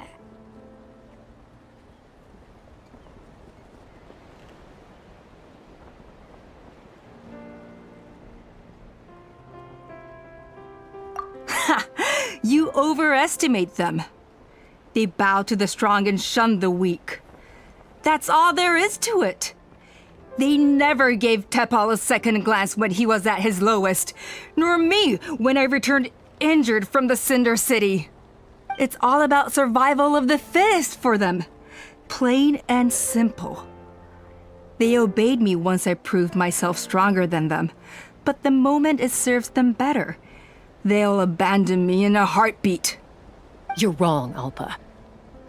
They only reject the wingless because they don't want to fly anyone to their death. Chasca, I will promise you this. Only the unruliest wild cucosaurs will be used for phlogiston extraction. The ones who have nothing else to offer to humanity. Well, that's too bad. Because I know a few unruly wild cucosaurs who don't think that idea is gonna fly. Namely my mom, my sister, and me. And the others? To us, they're friends, family, even children. So if you want to put any of them in one of your cages, you're gonna have to go through us. Is that right? I knew you might be difficult to convince. Maybe this will change your mind.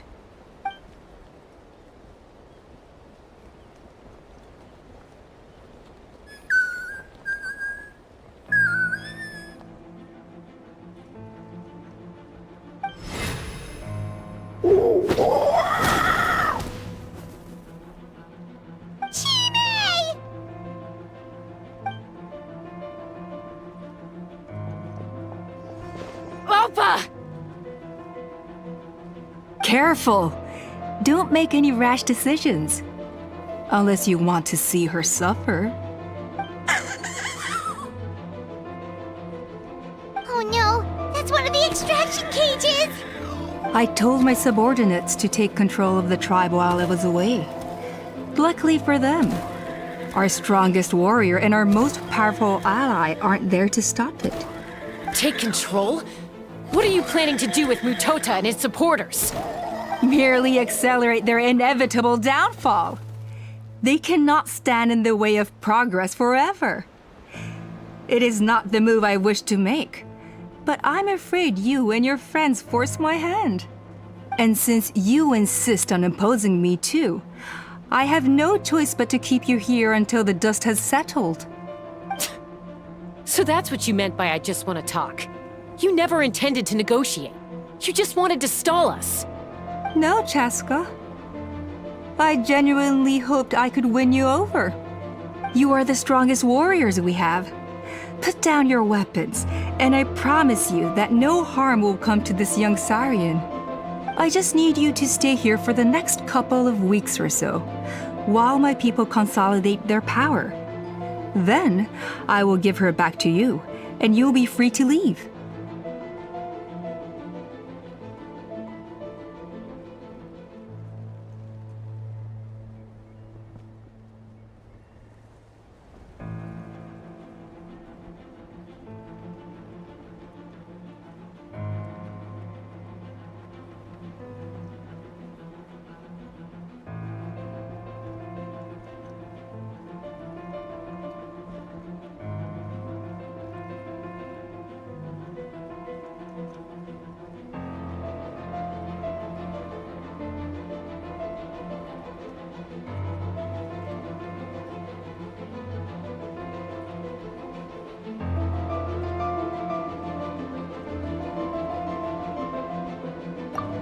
As long as the majority supports our vision, even the Pyro Archon cannot meddle in our internal affairs.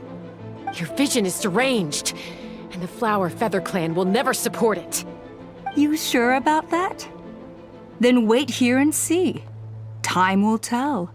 What do we do? Even if the whole tribe fights back, Mutota's in grave danger!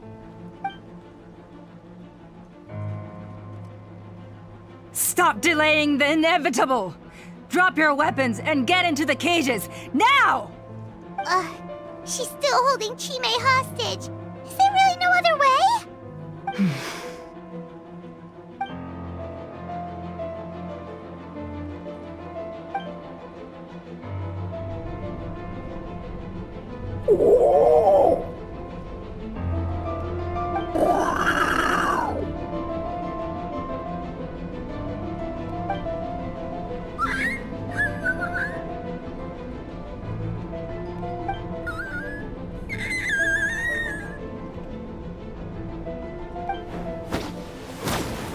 Koya? Huh? What are you yapping about? Stand down. Drop your weapons, now! This instant! Ah! Ah! No! The relic!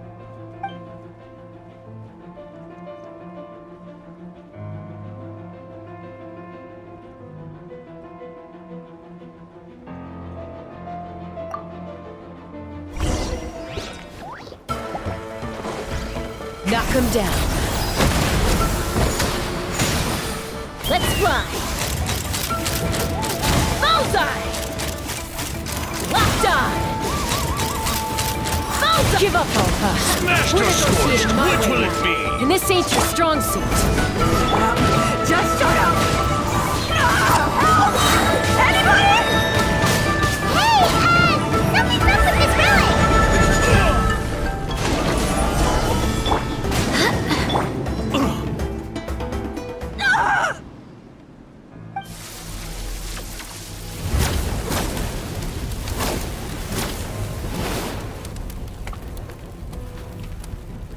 No! What is she doing? She'll bring us all down with her! But why? We stabilized the relic! Maybe it got damaged in the fight. If we don't think of something fast, this whole workshop is gonna fall apart. No. They're directly beneath us. My beloved tribe!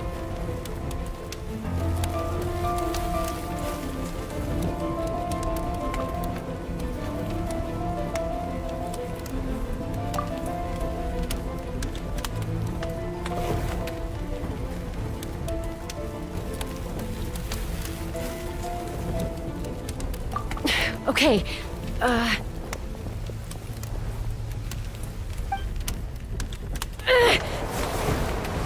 It's too powerful. This ain't a toy like last time. I don't think I can just throw it aside.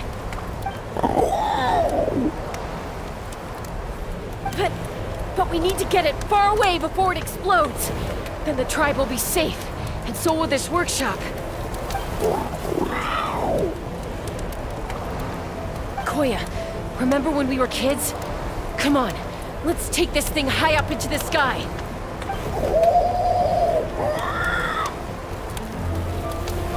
Don't worry, I know I can get rid of it before it explodes. We're talking some surface wounds at most. All I need is for you to catch me at the end, just like old times.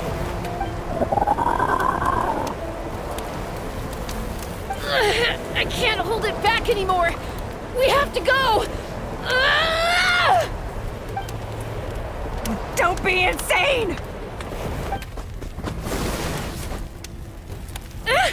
Alpha! What are you...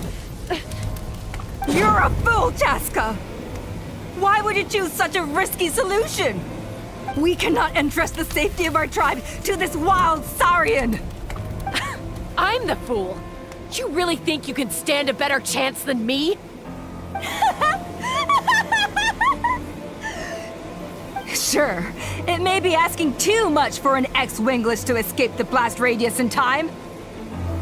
But I can fly it a safe distance away, even if it's the last thing I do.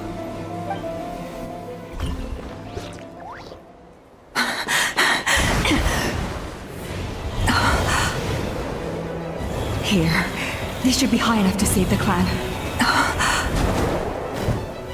What? You don't get to die a hero today.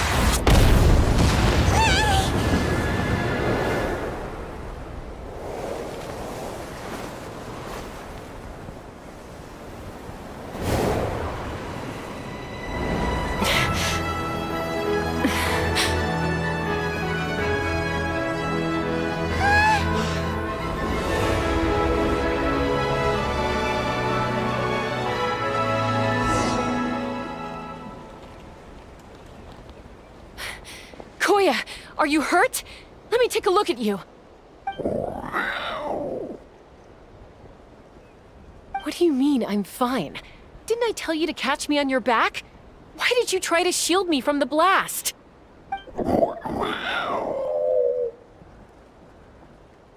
Accident? Yeah, right. Seriously, you're as stubborn as ever. Chasca, Koya! How are things looking here?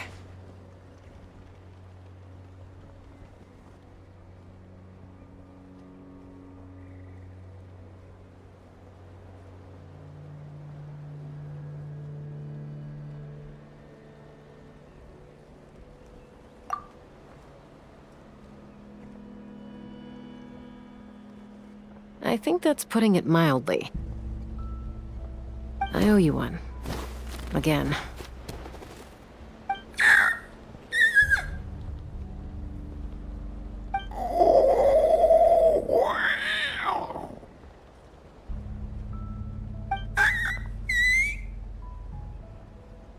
Oh, but be honest. Do you still think Kukasaurs can't form bonds? Mom, I'll figure out the refinement problem. I'll find a way. You don't need to worry about it. I just need some more time. That's all I ask. Please just trust me. Just this once.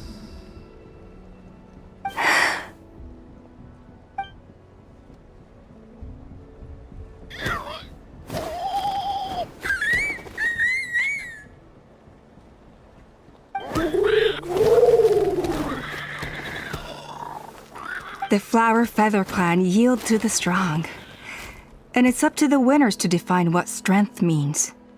So it looks like it's my turn to yield.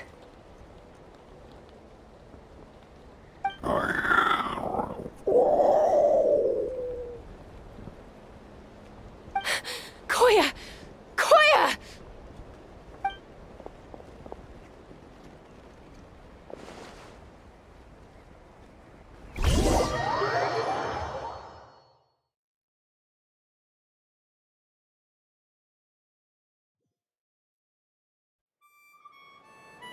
So, you're absolutely sure it's not because of the explosion? Yes, for the 10,000th time, I'm sure. The blast barely touched her. The reason she fainted was old injuries playing up, compounded by overexertion in recent days. The moment she finally relaxed, all the built-up stress finally caught up with her. And no wonder. Honestly, she's just like you. Anyway, now you know how we feel when you go off risking life and limb. Your mother and I would both appreciate it if you lived less dangerously. You know she wrote to me from the Masters of the Nightwind, just to scold me for not doing enough to keep an eye on you. If she wasn't so busy with work, you can bet she'd come back here and chew us both out in person. I'll find an opportunity to apologize to her. I promise. You'd better. No more avoiding us, okay? And don't get me started on all the checkups you've missed. Got it. Got it. Huh? Koya? You're awake. I'll go let everyone know. Hey, but we're not done talking. What are we gonna do with her, Even after everything that's happened, she still hasn't figured out how to start the conversation with you. She keeps saying, I don't think Koya has forgiven me yet. But if you ask me, she's the one who's scared to open up and have an honest conversation. For all her confidence, she's a very sensitive soul underneath. You'd think as a peacemaker, she of all people would know how to reconcile with her family after a falling out. She must have been a handful growing up. Thank you for being there for her. And of course, thank you for keeping her safe when you were up there in the sky. Koya, Uncle Cusco, we're here! Ha! I was just telling her that she's not to go chasing danger with Chasca ever again. Cusco. I understand how you must feel. But it's all thanks to Koya and Chasca's efforts that the airborne workshop didn't come crashing down on our heads. Oh, Paimon almost forgot to ask. They didn't hurt you while we were gone, did they? Thankfully, when her co-conspirators tried to arrest me, I was out coaching Koyer and Junan. The two of them were a huge help. They took care of things while I went around rallying the resistance. So, in the end, Alpa's would-be revolt didn't really get off the ground. And as it turns out, not all of the wingless want to see our dear Saurian friends replaced with phlogiston-powered gizmos. I'm so sorry you got mixed up in this, by the way. We should have caught on to Alpa's scheme sooner. We could have saved so many Kukasaurs from getting hurt. Most of the airborne workshop has now been dismantled. We've just left one small, harmless part intact, and repurposed it as a jail for Alpa and her cronies.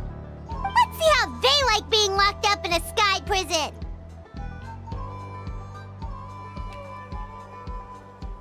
So, it looks like there's just one last conflict left to resolve. Peacemaker, you're up. I said I had to wait until things had blown over, didn't I? And now they have. But I still have no idea what to say. Koya, I just want to say, I'm sorry for how things went down back then.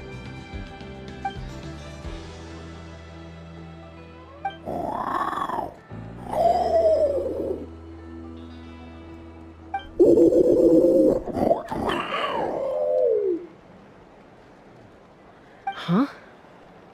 Does this mean you're not mad at me anymore? There's that family likeness coming through again.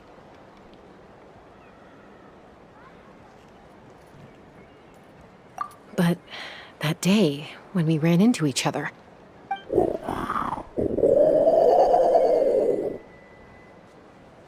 Huh? So then, when did you finally make your peace with it?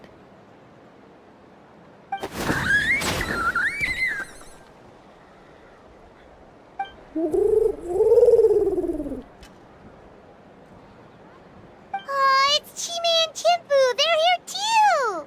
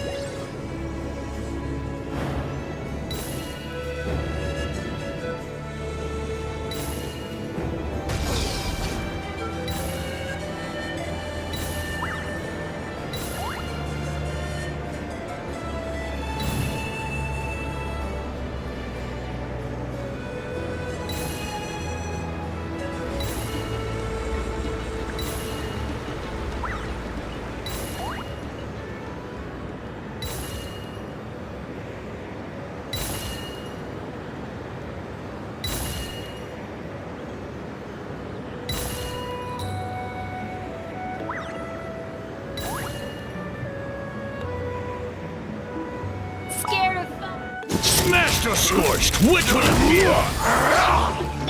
Nice and spicy. You're toast. Oz, reveal thyself. Shadow Raven. Pew pew. Diana Special. Take me up! Aha! Open fire! That's all I've got. Bullseye! Lockdown!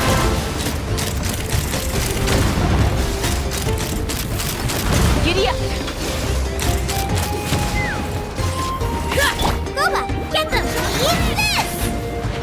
I'm a rock. By royal decree. Midnight Phantasmagoria. Hold on to your hats.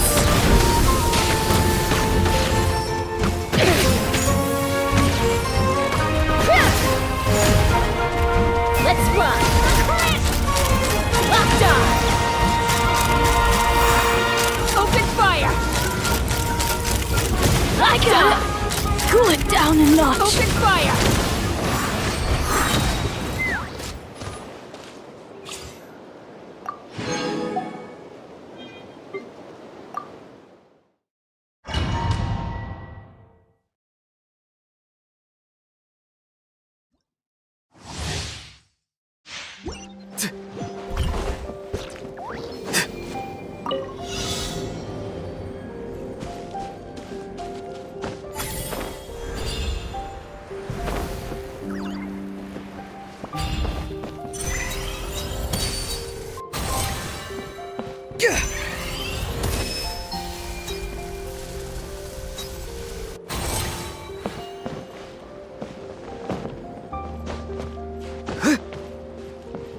Farewell!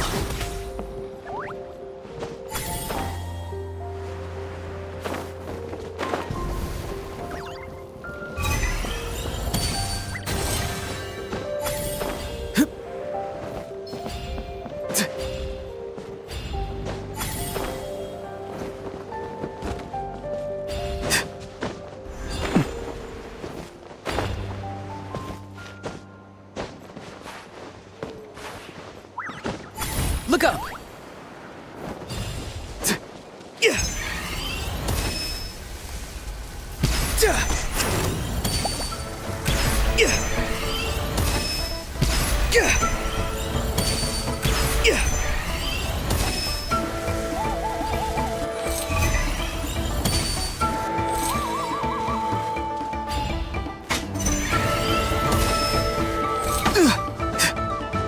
Be free! Tell me what you see!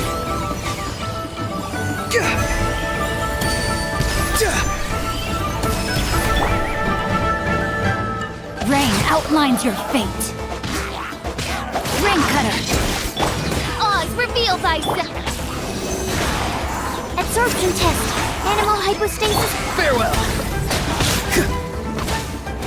Go! You're free now!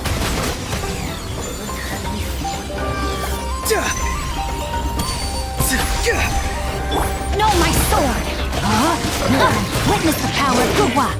Animal test 6308. Swirl, Mark 2. Time to say hello.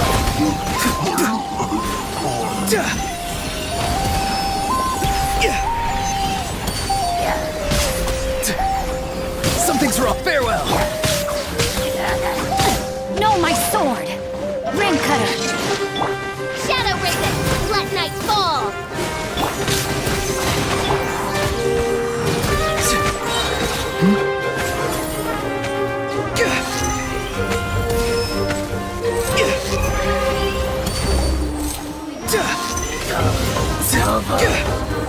Tell me what you see. Rain outlines your fate.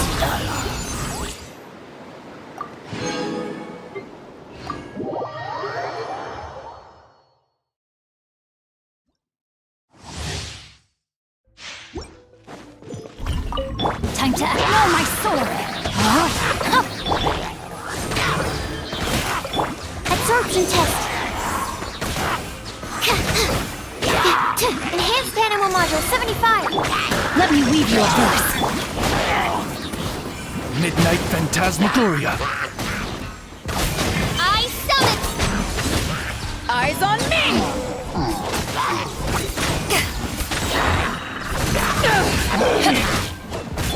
No, my sword! Stand clear. Rain cutter! Animal test 6308. Swirl, Mark 2. Midnight Phantasmagoria.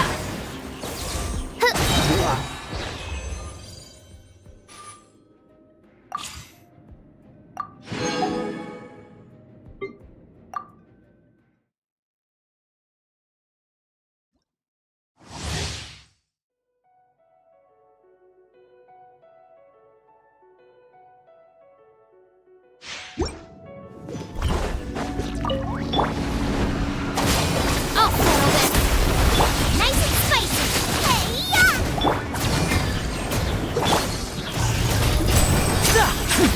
Now disappear! Let's get this show on the road! Our bond is strong! I'm going in! Out of my way! Here comes the finale! Nada Kundala.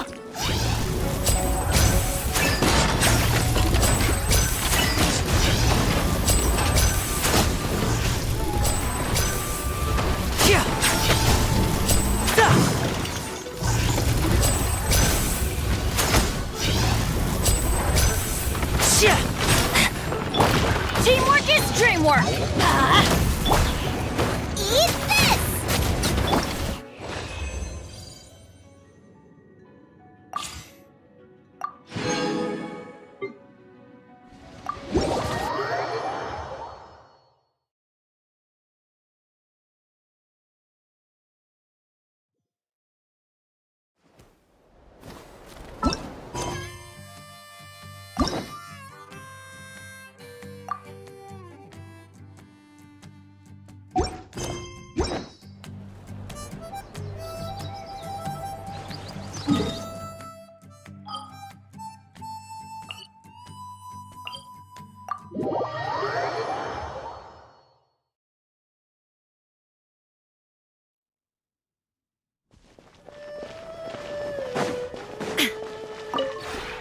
This realm is...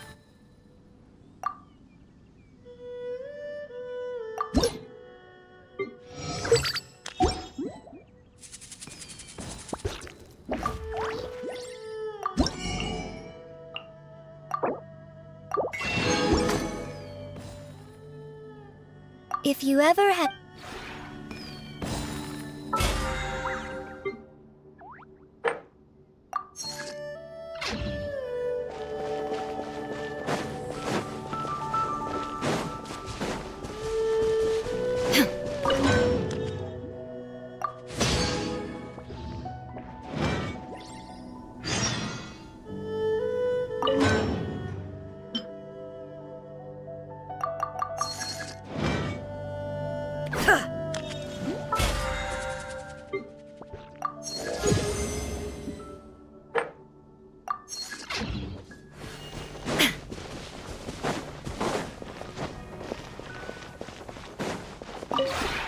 This realm is...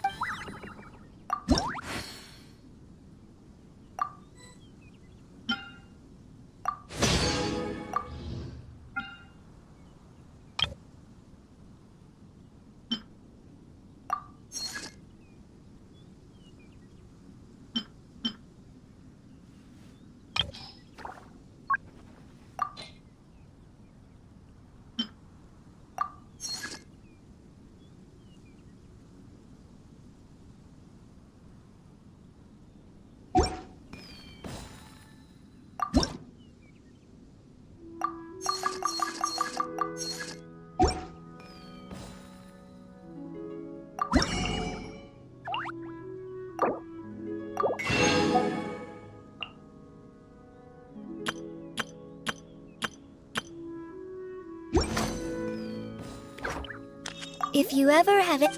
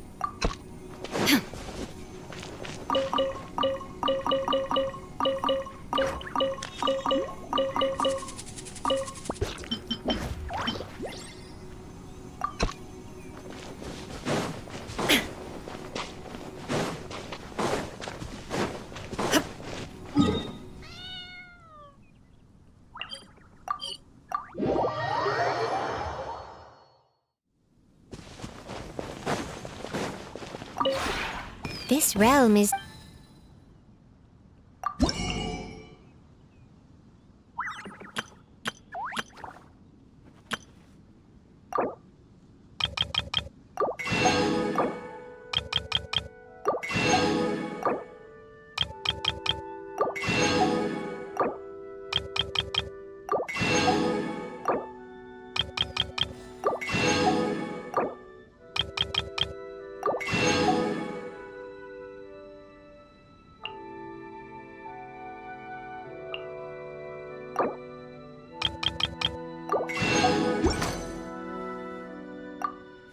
If you ever have...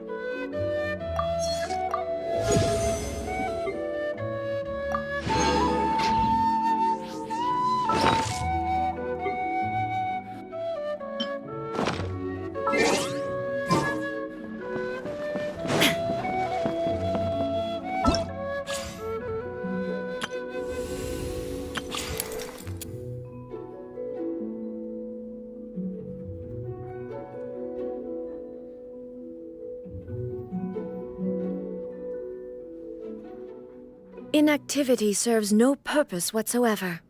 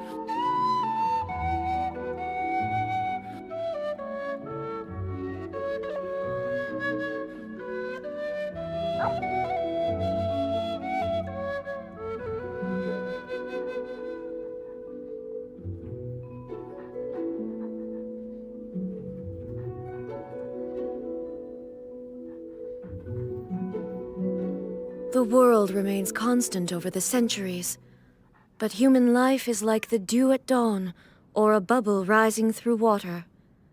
Transitory.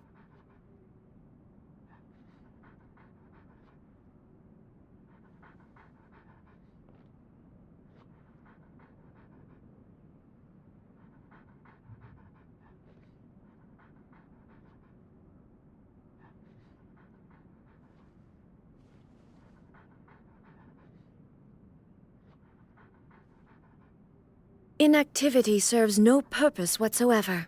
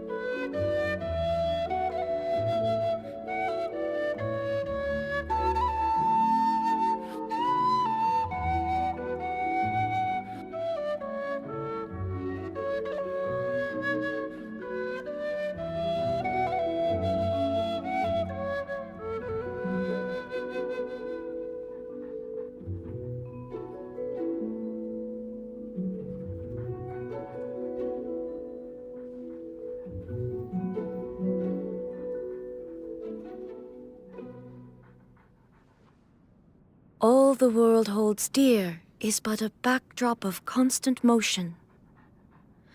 I stand before it, alone and unchanging.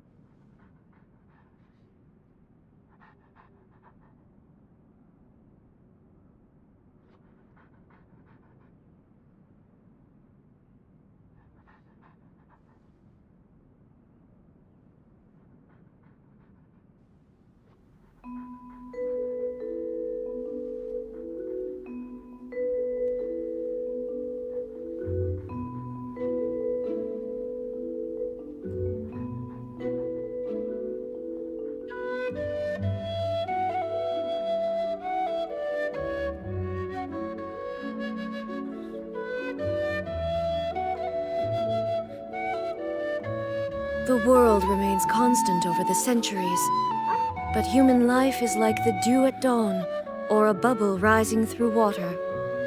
Transitory.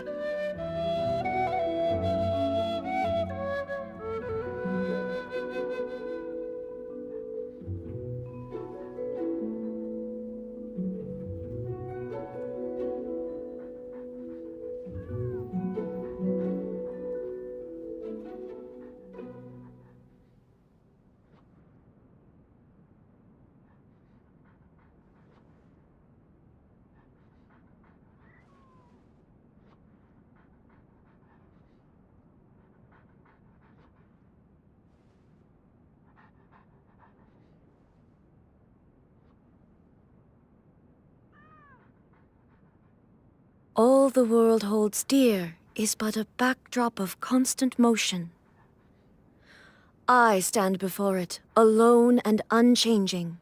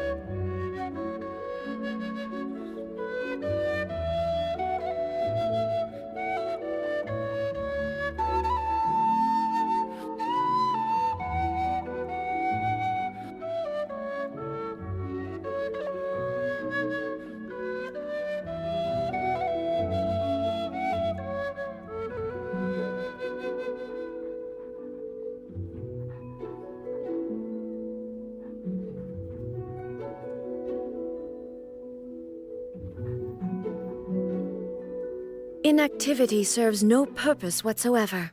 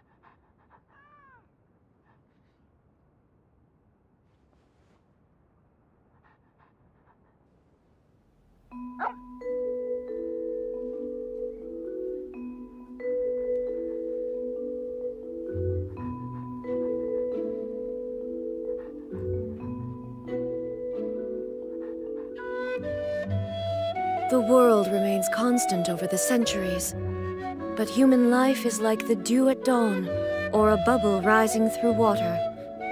Transitory.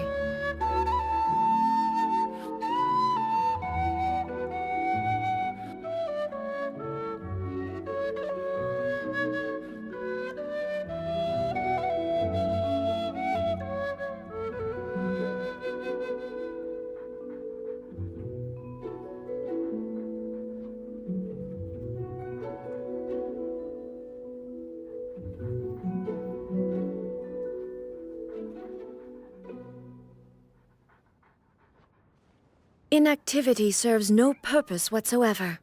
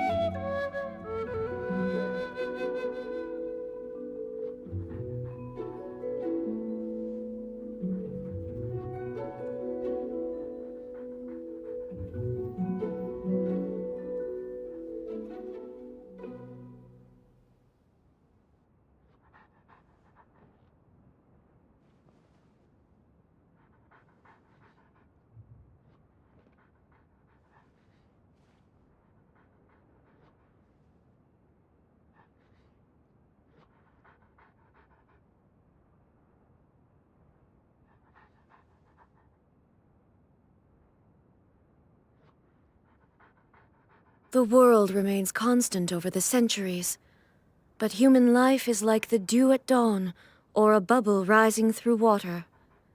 Transitory.